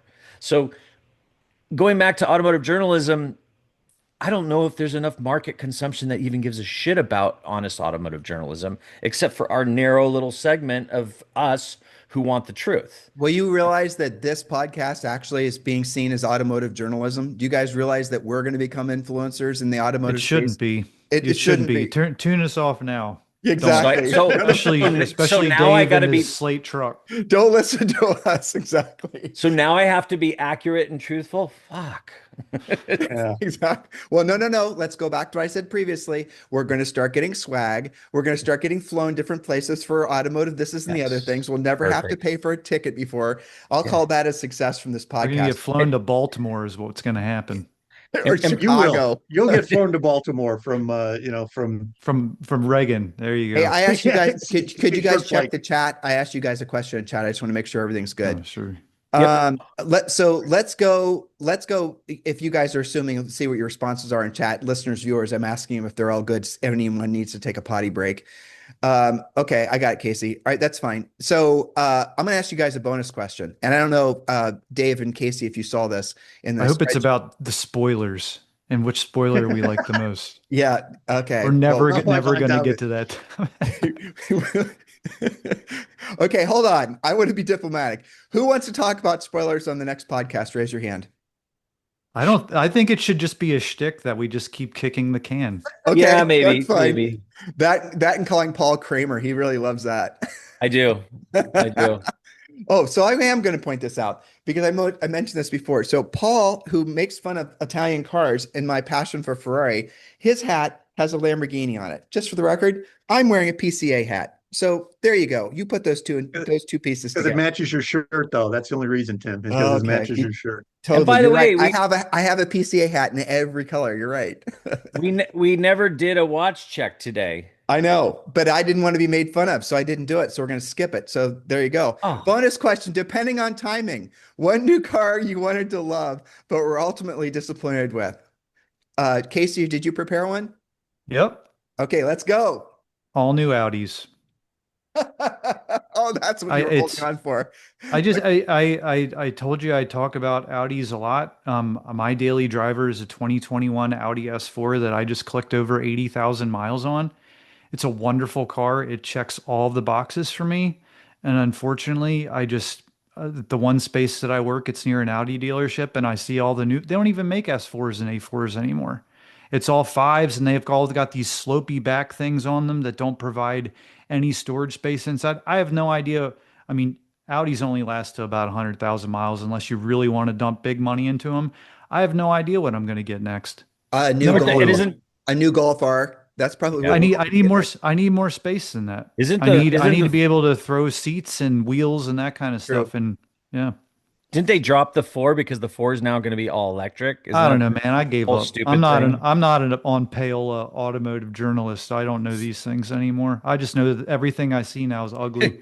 Again, Hold on a second. Can you- third time, we're all looking for payola. So just want to put it out there. Swag, we could start small. Pens, Yeah. we'll go with whatever you got. You could get We'll Tim needs a sell new out. purse. Everybody Well, get Tim a new what's purse. wrong? What's wrong with the RS6 Avant? Wagon, It's right? going What would be away. wrong with that? It's going Huh? away. No. They're bringing it back. They're not electrifying it. It's going to be gas. Okay, well, we'll see what that looks like when it comes out. But also, I do Well, not have don't Audi buy a RS. brand new one. You know, who's I buying don't a brand have new one anyway? new or used Audi RS6 Avant money. I'll be with Paul on that one. No, I mean, I hear what you're saying, but that won't last because your business is taking off. But the reality of it is those cars are comfortably between like 80 and 100 grand for a really nice one. So, I mean, I will reiterate, currently, I am Okay. not in the position to buy Right. it. I I have a understand. Money Pit Okay. 964, which is where I- all of my money goes. I'm Okay. sorry. I'm trying to picture Casey on the payola. Imagine Casey with his deadpan kind of delivery, trying to act super excited about a product that he absolutely detests because he's on the payola. Do you guys This new realize? Ferrari is great. Do you- Come drive this new Ferrari. But It hold is on. awesome. You Look, guys- it doesn't even have a button to turn it on. You We're- just we're- look at it. Something's getting by all of us here. Paul, Mr. Southern California doper, obviously, thinks payola is just basically a drug. We're talking about the old 1950s things where basically, essentially people would be paid Sure. to play songs on Oh. radios. Play records, right? Yeah. Payola. Bro, you Not need to get out peyote, of Southern Paul. California. Yeah. Come on. All right. So, Paul, you can go next since you're thinking about what you're going to be doing after this. I mean, the new M5 Touring. We have been pining for an M5 Touring in North America. We've never got an M5 Touring. The E34 passed us by. The E39 never got actually built except for a prototype. And then finally, they announced it, and okay, it's, typical BMW current design, which if it wasn't for the previous design, which makes this look kind of okay, it's actually objectively ugly in my opinion. Sorry, I'm not getting payola. Look at that. Look at that weird, like, it's almost like a loincloth thing hanging out the back bumper that wraps around. I mean, It's a I don't know why. thong. It's a It's a car thong. thong. It's It's a a whale thong. tail. Is cover up the trailer hitch or something? What the hell is It's that? I don't know what it is. It's And the blinking thing for F1 cars when they're in the rain. you That's what know, that area is for. and like Johnny Lieberman loves it, which sounded almost like payola. You know what that I'm sorry to interrupt, but all of the journalists that I like all had hugely differing opinions on this car, and I don't Exactly. know what to think. I don't know either Oh, because what they do were you they were think though? Hold on. No, we're going to take a step back. all So right. what are so talk about that, Casey. You bring this up. What you don't know what to think. Why? I like Chris Harris loves the car. Chris Harris is my favorite automotive journalist from back in his Drivers Republic days a zillion years ago. I've followed him through everything. Okay, so He but loves others it, that okay. and but to me, when you add it all up, huge weight, EV batteries, those sorts of things, to me it doesn't make sense. It's getting away from an E39 wagon, what that could have been, which like the guys on Speed Academy built one of those a while ago and it was amazing. But it to me it just doesn't add up. It's Um, I isn't it 3 tons, Casey? Isn't that thing? I think it's around Mhm. 5,000 Five pounds. Like thousand. Yeah. the Johnny went pretty poetic on it on the Spikes podcast, and they all had differing opinions on that one too. So I Well, don't know. could I we don't be have a if we got go all ahead. flown to a BMW launch in Barcelona and they basically 100% the best experiences of our lives, don't you think psychologically you would have an impossible time being objective about the car you're driving because you wanted to show respect for the people that just basically rolled it out for you? Now, that's all that goes back to our previous question because I have you seen that car in real life, Paul? Have you actually Oh seen the yeah, inside? yeah. When we went to in Germany, we went to the tour of BMW. We went to the whole little modern display stuff, and they had actually a yellow car like this and a green one, and the colors look great. And then, but when you looked even in person, it looked so big. I wish I had a picture of me next to it. But here's a funny thing. A bunch of people are there that aren't car nerds. They're just being, it's like a whole BMW has this whole mall thing, and there's just people there hanging out. And the people were frothing over this car. They thought it was great. And I wish I spoke German to go, what the fuck are you thinking? Well, they Like, thought it looked great because other people told them that they want an M5 touring and they don't have their own opinions. That's unfortunately what is essentially happening. And all these influencers, going back to our previous topic, are equally as informed. You determine whether it's ill-informed or not. And they're all the ones that are basically pumping that this is amazing. Having seen this in real life in a gorgeous color, green, it was a massive disappointment. It's a slab right, side. It looks like a refrigerator on the right. side. And here's the thing that was sort of frustrating. If you remember when the Cadillac CT5V Blackwing came out, they Yep. did a really cool BMW M5 sedan versus that. I think the BMW M5 came in a manual, that sedan that was competing with the manual CT5V Blackwing. And the Blackwing I think was ultimately the better car, but the M5 held its own, and it was Jason Camisa did that thing on at Willow Springs with Randy Popes, and the M5 was really cool, and I was like, oh great, they just make that into a wagon, but it's like they started over and they gave a lump of like Play-Doh to a kid and said, here, fling it out, and we'll do that. No manual transmission, cool motor ish. We'll just make it as heavy as possible. Super disappointment. Going back to your original question, really bummed out because we finally get the M5 touring, finally after 3 decades, and it's a pile of dog shit. Dave, moving past pile of dog shit, what's your biggest modern car Oh, that you wanted to love but ultimately were disappointed with? I'm not even sure I wanted to love it, but I was disappointed with the new Toyota Land Cruiser. Just given the history of that vehicle and where that car had gone to become kind of the apex of these super road capable vehicles. And then this comes out with that badge, which is, just sharing a platform with several other cars, although the Land Cruiser did. But I've been in it. It does not anywhere feel, look anything like the old cars. And I just think the old cars are just better clearly more expensive cars. So maybe this is just trying to appeal to a broader audience, but it's not a Land Cruiser. Now the Sequoia is kind of the top of the line, right? Which is based off the Tundra platform. This thing is just its own deal, and it doesn't speak to me. So I was disappointed with the appearance of it. It looks just boxy. Maybe it's going to grow on me. A good friend of mine bought one. I got in it. It felt cheap, and just hopefully he's not listening. But there you go. He probably is listening. Well, maybe Uh, he's, but my answer is very not this simple. long. Maybe I don't know. My answer is very simple. The new VW Buzz, a whole bunch of reasons. A, it's electric. That was a disappointment. B, the long wheelbase that they sell in the United States, that's a disappointment. If they made the short wheelbase, and even if they kept it electric, that would be a really cool car. And if they then did some things to make it a little bit more appealing as far as for a more of an enthusiastic type driver. So that was my answer, VW Buzz. Everyone agree? VW Buzz? Yeah, that was going to be my Sure. answer. I saw that you were going with that, but that was absolutely. And plus the fact that they tease us for 2 decades. They've been teasing us forever about that. So by the time it comes out, it's sort of like you had to do something remarkable not for us to just shit on it. And the problem was they left some big holes. Like you said, when I was in Europe, I saw lots of short wheelbase ID buzzes, and they were And they look bitches. great, Fucking right? awesome. Yeah. Oh, they looked awesome. Yeah. Loved them. But look at all the cool motors, the little small 4-cylinder motors that Volkswagen Audi Group has that, also Porsche uses. And they could have plopped one of those things in with 400 horsepower, all-wheel drive, badass van. Come on, people. A Golf R ID Buzz. Yeah, well, all right. Moving on. Maybe Segment somebody 5. will do one. We'll build one. Seriously, that would be awesome, wouldn't it? All right, segment 5, current automotive trends that you wish would die a quick death, and current automotive trends that you don't think will age well. All right, so Casey, you get to go first because I have a feeling you got some zingers.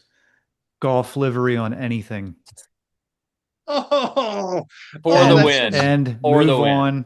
We can just Oh. stop this segment and move on to auctions. Oh God, I'm feeling hurt. I got to pull it up here, but I sent you guys that picture from yesterday. I had an '84 Targa that I did at a golf livery, and I thought it was the It's- coolest thing ever. Mental just note, says- have Casey go last next time asking a question. And mental note, when Casey doesn't put his answer in spreadsheet, make sure he goes last because he's going to have the best answer. Yeah. All right, mic drop. Go ahead, Paul. Swan neck spoilers. Porsche came out with it, and two things. There's swan neck, and they're like, okay, that's not enough. We're gonna do the Manthai like dorsal fin. And then, Jim Farley copying GT3, he wants to do a GT3 in a Ford platform. He does the swan neck. And my biggest problem with this, I understand this is coming from the road race program. My biggest problem is I can just see this shit starting to pop up on the Honda Civic R, and now all of a sudden we're gonna have swan neck spoilers for cars that will never even get to 130 miles an hour where it's actually effective. And yeah, I'm done with these things. Look at that. Is that not fucking ugly? It's just Sorry. pick on Dave's segment. Come on, But- Tim. but Let's honestly, double down. Let's double down on Dave. It is. Oh yeah, Dave's getting a GT3 RS. Oh yeah. Oh. But it's not beautiful. But who doesn't think that's not the most badass, cool, go to war, freaking battle axe thing you've ever seen before? So Well, they do that because of surface area on the bottom of the spoiler to create more downforce. I mean, it you're an ignoramus makes for not sense. knowing that, Paul. It makes know. sense. It's just But it's so ugly. I mean, the These only things, these wings have been around forever. I mean, think about our wing segment that we're never going to do, right? I mean, wings have been around forever and ever and ever. Right, They'll I mean, still be there. Now, you're talking about the gooseneck wing specifically, right? The over Yeah. kind of deal, Yeah. right? I mean, yeah. It I- looks. I mean, you can clean the underside of it much easier now. I guess that's the bonus. I right. mean, Well, That's who where is the going to use lift those comes from. aerodynamics on a streetcar? Nobody is. It's just basically all for the Instagram crowd. That's the bottom line. So I'll go next if you don't mind, Dave. Do you mind if I go next? no, not at all. All right. So automotive trends that I wish I would, that I, I'm kind of over. Matte paint. Okay. Number one, exposed carbon fiber. I don't get it. I mean, I have it on some of my cars, but I'll say, let me preface it. Exposed carbon fiber. Sorry, Dave, but I have it on my cars. poor Dave. Jeez. No, I do. I have it on our Ferrari, our Porsches, our Alfa Romeo, but exposed carbon fiber, that is not part of the actual car's structure. So for example, when you buy sorry, Ferrari, a Ferrari with carbon fiber bits and bobs on it, but the body is alloy. That's not as cool as, for example, Dave's 911, which has carbon fiber actual major componentry on it to make it light. So carbon fiber used as a tchotchke. Okay. There's another Yiddish word for you. So carbon fiber used as a tchotchke. I am so over it. It's boring. Who decided that carbon fiber in the exposed weave and all that was something beautiful? There's so many other materials that we could be exploring and that are equally as cool, if not more cool. All right. So, oh, I got another one. And I'll tell you, this was the second part of the question. I think you guys missed this, but current automotive trends that won't age well. There's about to be an explosion in stickers and decals and liveries coming out of everybody. Porsche, Ferrari is doing it. The new Ferrari liveries. I went to the spec thing to build the Testarossa. And oh my gosh, you got to be freaking kidding me. I mean, stickers on stickers on stickers on stickers. And with Ferrari, they're all painted. But if Ferrari and Porsche are doing it, everybody and their brother is going to come out with a, decal palooza. It's like the 1970s when everybody had this special edition Trans Am, there you go. That's my answer. Yep. Good answers. Nothing like the screaming chicken, though. Come on now. Dave, your turn. Okay. Dave, we just shit on your car. Sorry. No, that's quite all right. I can live with this, right? Mine are more, I don't know. They're certainly visual, and unfortunately, I don't have an image of this, but I know you can all appreciate at least the clear lens, rear lenses, and just the whole what I'll call whiteout or blackout of these cars, where they've either smoked all the glass so the entire car looks dark, or they've gone to a complete white, clear on every surface of the car. I specifically did not pick that for the rear taillights on this GT3 because I just think that is a trendy thing that's going to go away. I don't like the way it looks. I don't understand it. And I'm sure there's plenty of people that just think that's the greatest thing ever. But when you take like the picture behind Paul of that 991.2, when you take those rear taillights and go completely clear and then put red bulbs behind them or whatever, I just think it looks like ass. I don't understand that look. That's one of mine. My other bitch is just, God almighty, maybe it's just age, but because loud cars have been around for a long time, but to get these cars where the exhausts are so damn loud on a street car.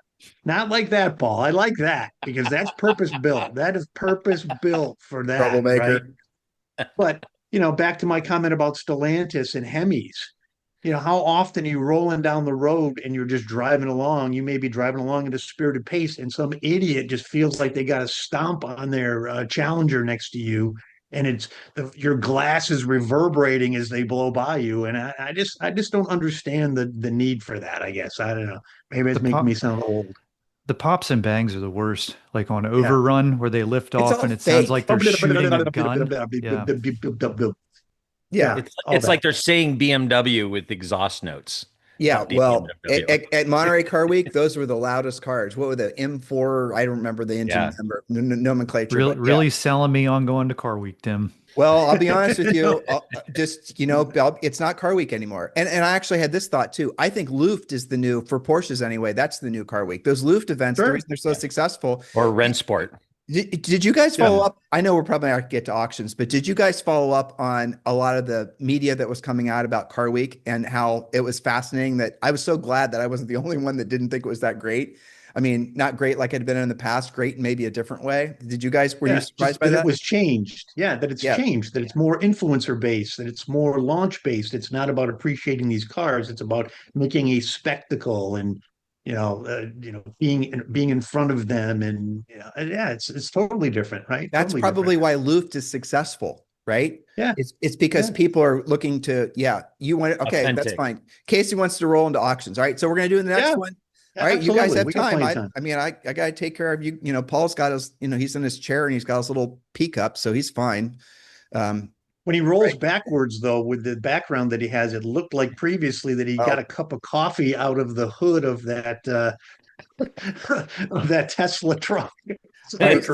We're gonna go to segment 6 this week in auctions. What are your top 2 follows and sales? Why? Casey, you get to go first. So I talked about this last week, but this was that 200,000 mile one Mm, owner 964 car closed for 72.5. The That's cheap. Well, I for a 200,000 mile car that the motor's never been cracked on. I mean, I know what I paid for mine, and I know that I had to spend 35 grand to make it right. So I'm not sure that is, Dave. I mean, the car had a No, glass I'm out talking re about it relative to the current market for these cars, $72,000. Paul says No, no. I no, you're disagree, wrong, Paul. Dave. You're You're wrong. wrong, Paul. You're wrong. So You're what you're I wrong. was thinking is if you look behind me, the what could have made this car better, right? So, you know, the photos for sure could absolutely have been better. The wheels on it are like some tire rack specials that I think Paul probably really likes those if I had to bet. I honestly think even if they had knockoff Cup ones on the car Yep. Sure. and shot it a little bit better, I think you probably could have netted that car could have sold for 80. But and it could have got rid of the front license plate. Just take it off, guys. Even if there's two holes, it's better than having that front license plate on there. But going, Dave, there was a car that sold like 3 weeks ago. It was a red C2 90 manual coupe. Same thing. It was a car that was offered to me to sell. I passed on it because in the receipt, the most recent receipt said leaking from the heads and the case and it had a $35,000 engine build looming like tomorrow. And it Sure. went on Bring a Trailer. It was probably a little prettier. It's only 65,000 miles and it sold for 80. Like that car. So, yes, initially everyone, when you looked at the closing comments, everyone, oh, good deal, good deal. And I'm like, did anyone see the odometer? And I'm the one who doesn't give two shits about the odometer, but that does drive price. In 200,000 miles, the owner should be excited that he got that kind of money. I think so. I just think it could have been optimized more. Yep. Agreed. Agreed. My other Absolutely. one, real quick. This one's live now. It ends in 2 days. This is a 89 944 turbo, 40-ish thousand miles. The reason why I'm paying attention to this market is because I'm listing one of these soon that has less miles on it. The pictures of this car are great, and honestly, right now it's at $59,000, which is a And that's lot a of lot of money for money. a It's a 944. lot of Yeah. money for an 89 944 Yeah. turbo. If it In was an red. 88, if it was an 80, but remember we had talked about that 356 where they had the great pictures that really look saturated in front of all the greenery. I think that might be what people are getting off on for this car as well because it evokes passion. It reminds me people of 16 Candles, all those things. But it's not even an 88 Turbo S. I know it's the same car, but 88 Turbo S's sell for more money because it says Turbo S. So anyway, those are Well, my I two. think I'm if you're interested going to to see buy where one this of car those, closes. if you're going to buy one of those, Casey, though, you better buy the best one you can find For sure. because they are problems, problems, problems, these cars Hmm. to service.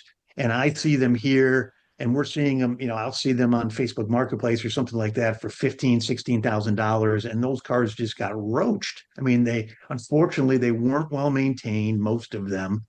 Um, but that one that behind you, Casey, just looks gorgeous. I mean, the interior looks very pristine. I mean, it's a good looking car. I can see why this car is going to bring real money because it's a nice car, low mileage, good year. Interior's fantastic, even though it's guards red, but all these cars are guards red, even though it's got D90s on it, which I really don't like.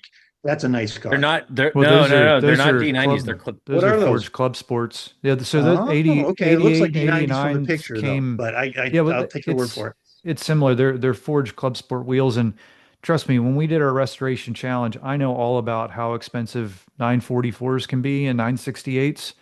But I just think this is a lot of money, and I mean, who knows? Maybe at the end of the auction, people will be scared away and won't want to go further than where it is.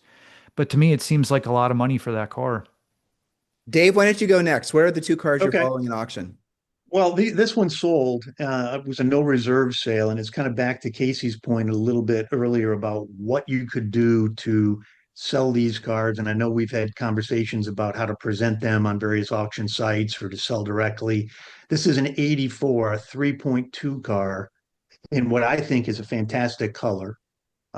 This car only sold in the low 40s. I want to say this car went for maybe 42 all in with fees and whatnot. And for me, if I had this car, this would have been a probably high 60s, maybe even middle 70s kind of car. The mileage was not terrible, terrible. It just went way too cheap. And what happened is it always happens. The guy who's trying to sell it is doing it himself. And he got sucked into a comment by somebody that Mm. blew him up. What And the was the minute that comment, comment, Dave? it was about rust in the car. I think somebody was looking, trying to say, is this car rusty or does it have any issues with rust? And the way the guy answered the question just didn't address the question and kind of put the other guy on his heels who had written a very long comment about whether, where to look for rust on these cars. I don't think this car was rusty. I think the car was perfectly fine. I think it was a Connecticut car. I could be wrong on that, but I just think it's a great car that went way undervalued because the seller kind of bit on something and it just became kind of a conflict in the sale. And that just always kills the value on these cars. Let me ask a question. I honestly don't know the answer. So that was a galvanized car. So if Yep, the paint, 84. if it's okay, so if that car was never stripped down to the metal and it was, let's say the galvanization, why would that car rust? I mean, other than if someone had botched up a Depends on repair what job. part of the country it was in. If it was up north in an area like central New York where So there's the salt all over the galvanization, roads, the galvanization doesn't save it forever. It just it, eventually, it won't save it forever for sure. And okay. then certain cars, like the battery box on these cars, if the battery explodes a few times or gets Mm. overcooked or boils, you'll rust down right down through the left front fender into the suspension. There's spots along the door jams and so on that are very common to get rust where the rear tires are throwing junk right at the rear part of the door there, and it'll rust through there if you're not keeping the car clean underneath and so on. I mean, these cars do rust, even the newer ones for sure. I've got an 85 right now that we had to just do a bunch of rust repair on that I bought as a resale car, and I'll have that car available. But um, black car. This was the first one I thought it sold under what it should have sold for. This car, on the other hand, um, this is a I want to say what year, It's a Paul? horse. 80, 98 98. last year. Yeah, Last it's year. a last year black with Boxster interior, but I had to grab this picture because the Oh, pictures are what sold this damn car, right? I mean, this car, I think Paul pointed me to this car, right? And I think it's a fantastic car, right? Any 993, even though we know Paul doesn't like 993s, it's a good looking car. But I want to say 3 years ago, this car sold for $115,000. 2022, I believe this car for sold 115. And now March of 21, right before the COVID took off. It was the beginning is when it and sold. and this car sold for 215 plus fees a few years later. And now it is a great color combo. The interior is to die for. I mean, I think the black with that Boxster red interior, that is super car. Now, some could argue, and I know Paul and I talked about the idea that that wing on the back of the car is not original to the car. It got added back, the proverbial wing conversation. But I think it's a nice car. Do I think it's a $215,000 car? No, I probably don't. And there's hmm. more probably in the backstory about it, but somebody wanted to have it. Somebody It's a needed it for their, the Western look there. The car was out of Arizona, Scottsdale. Great looking car. Does anybody else get anxiety looking at that picture with that car by the horse? Yeah, I mean, honestly, it gives me I anxiety. mean, It's it's I like think it's an every AI horse. Hopefully. I Yeah. think everyone's just trying to outdo their bring a trailer listings so that they look cool and different. And going back to that 993 really quick, I don't know if you mentioned, Dave, it's got 75,000 miles. I Yeah. mean, like a 993 turbo. We sold last a year ago, August 24, a 70,000 mile 993 turbo basalt black on black interior for 180,000. I mean, and going back to what Casey pointed out, and what I'm going to talk about is what's going on with the market. We talked about this a little bit with the Challenge Stradale earlier in the show. I think and at first, we saw like, oh, that one was an anomaly, and now we're seeing things that are making this non-anomaly. That 993 C2S. Oh, by the way, it had an accident on Carfax. Yep. 75,000 miles. Had aftermarket wheels. Had aftermarket spoiler and Yep. it's a C2S. Like Yep. I, Somebody just liked it. Somebody looked at that and said, two "That's the people one I liked it. want."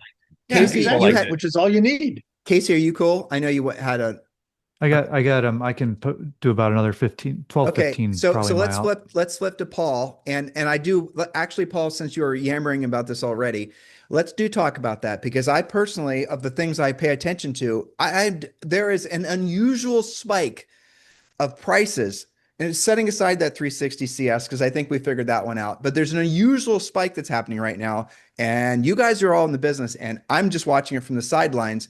All my billions of bring a trailer auctions that I'm watching, shit is selling for a lot. Yeah. What's going I on? mean, I'll do really quick. This one, 22,000 miles, 991.2 Carrera S coupe, not a turbo, not a turbo S. It is a manual. It's got aftermarket wheels. It's only got 22,000 miles. It's clean. No, no Carfax issue. It just sold for 114 plus fees. That's $120,000. That's more than that's about the same as the MSRP. This one, 90, what is it? A 98, 993 just Arena Carrera red. cab. Arena, like this is the worst color combination. Arena red Over with classic this gray with a gray gray. top. I mean, Mm. and it's also got the supple, or should we call it scrotum, leather package. I mean, this car, just 17-inch wheels. This car screams old man Palm Springs. Put your captain's hat on. You're driving this to the funeral home. This is At it. least at least it's a manual. It's not a And Wow. Tiptronic. it's a So manual, we and give it and that granted, it only had 17,000 miles. It sold for 130,000 before fees. for a And by cab. the way, 993 cabs. That is why I hate the cabs, especially. Is that not the ugliest elevation side profile without the rear window? I I'm just mean, happy the spoiler's up. Really shows how fast it's going in that picture. yeah. I mean, and It's then when probably you broke. Because it's broken and won't go down. And Exactly. then when you look at exactly, then when you look at the top down, I mean, it looks like a Barbie Volkswagen Beetle from the 70s, like that thing just sitting on there. Anyway, Yep. I will stop shitting on the car, but the bottom line is like we were talked about, Tim, is what is going on in the market? This car oversold, this car oversold, But Casey's it car is going didn't. to oversell, or is Kramer, that the it didn't new? oversell. You're not But saying, that's what the right? point is. I'm getting to it. Yes, That is, it didn't oversell. Maybe that's the new market. But then when you go to long hoods, no one cares. exactly. This is the freaking shift we're talking about. There's something that's happening in the marketplace that I would love to. Well, I'll say something to trigger probably at least two out of the three of you. I think, frankly, it's people having a lot of confidence in the economy and the new administration. Ooh, baited. Who's going to be triggered? Nobody? I, I Damn. think I think You it guys has are more to boring. I think it has more to do with the cost of the new cars between tariffs and everything else. That's true. And I also think it has a lot to do because you see this shift in the market. Some G50s, some 80s cars are doing okay, but like Dave pointed out, it's a lot more volatile. If there's anything that's a little bit of a hit, a bad comment or a little more miles, like Casey's, the price maybe is a little bit softer. But when it comes to 2000s and newer, I mean, Paul, it's do you remember the first full throttle talk we did back in January? And when we were talking about there was a lack of confidence, people were not feeling optimistic, and you and I were bemoaning back when I don't remember his name now. Greg. Greg was on the podcast, and we were all saying there does seem to be some clouds on the horizon. We couldn't quite put our fingers on it. And now we're in the second half of the year, and it does definitely feel different. And like, again, I'm not just, I'm not in the car business, but I watch a lot of these car values, and they're skyrocketing. And we're not going to Yeah. see this is frontline observations, but I bet you the overall industry is not going to be, talking about this probably for another 60 to 90 days, but there definitely is something in the air. I mean, and just to give you a point, we have a 2013 manual MO30 sport suspension coupe coming up, just a C2S manual coupe, kind of like this white one, but the previous generation 991.1. I didn't even put a picture of it. I've got just in preview mentions, I have over 30 people interested. But meanwhile, That's an awesome car, Paul. I was going to bring that it up. is. But meanwhile, we have this aubergine car coming that is the Oh, car that I the would love to best. have. And the thing is, I've had just a couple people who actually mentioned something about it.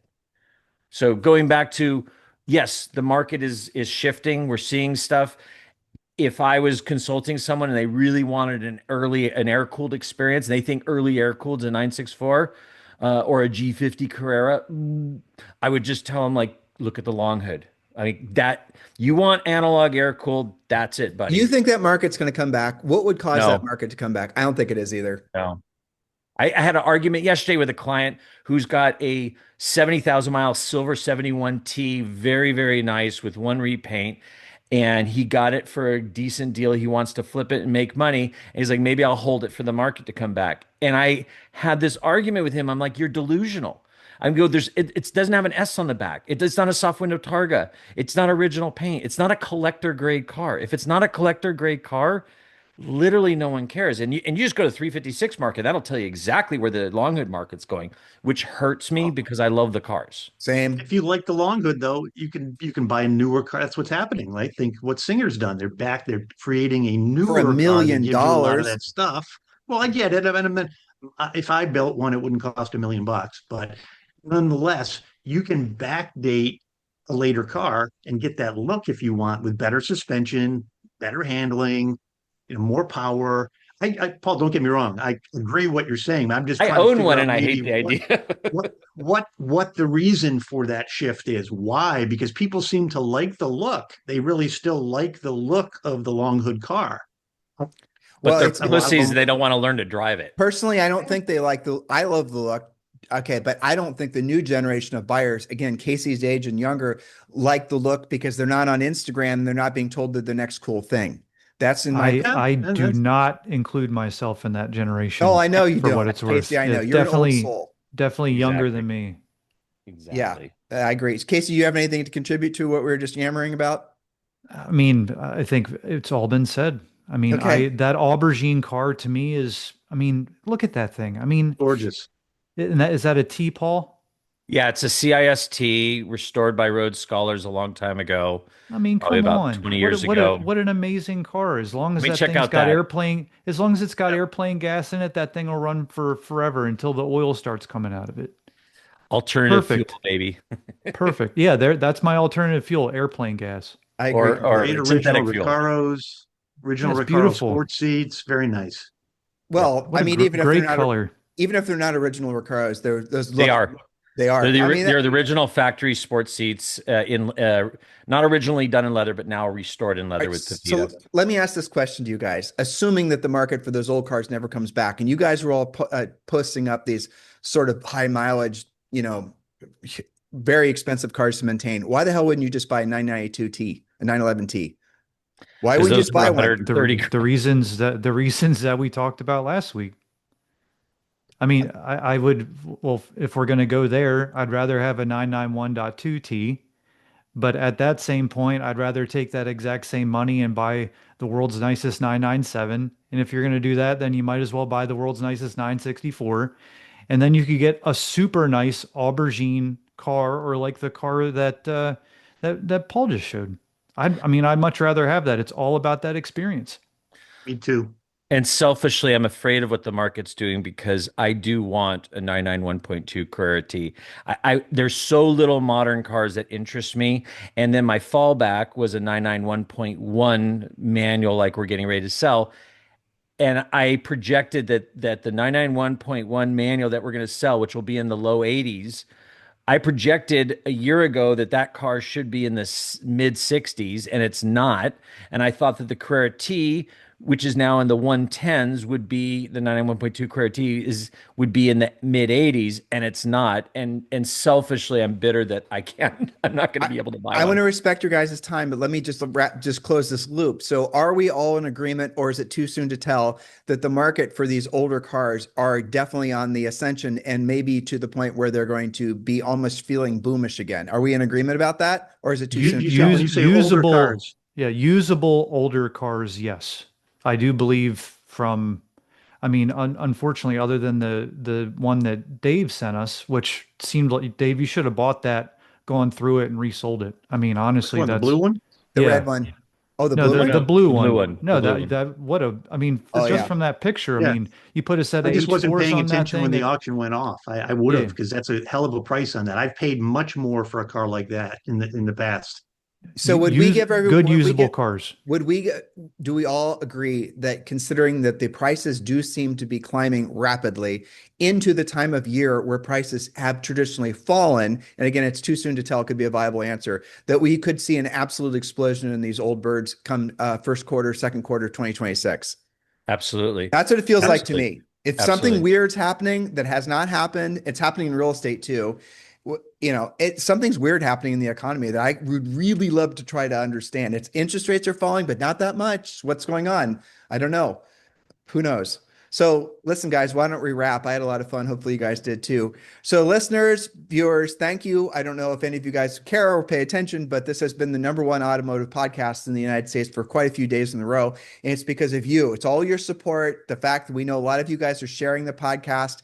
It's just fantastic. We clearly love doing it, but I'll tell you the one thing that would make it better is your participation. If you've got any questions, if you've got any comments, if you want us to, move the direction this way or the conversation this way or that way, drill down more on this, less on that. And by the way, you cannot say drill down less on Ferraris. That's not an option.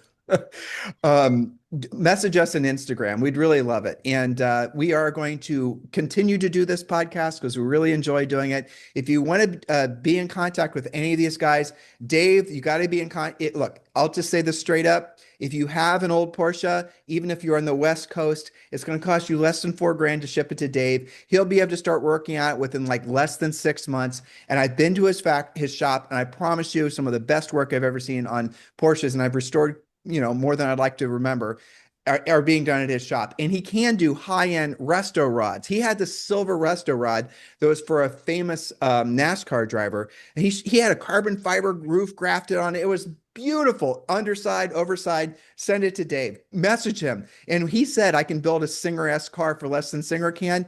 Having seen his product, I like what he builds better. I'm just going to say it. It's more true to the original design. Well, thank you. Okay, and it's Casey, obviously. I mean, Kate, if you've got a collection of cars, if you want to sell a car, personally, if I had cars to sell, I'd have to have, frankly, Casey or Dave duke it out, whoever's going to give me the lowest commission.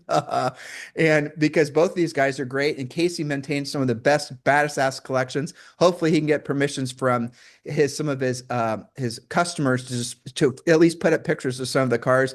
And Paul, well, frankly, I don't know why you'd want to do business with him. So. No, Paul. Good question. But Paul, the same thing. So you guys, listen, lean into these guys. They're some of the nicest car guys I know, some of the most trustworthy car guys I know. Hopefully you're getting to know them as well. Thank you for all your great support of the podcast. And really, give us some suggestions, comments, reviews, whatever you got for us. We're ready for it. God bless you guys and have a fantastic week. Thank you. See ya. Thanks, guys.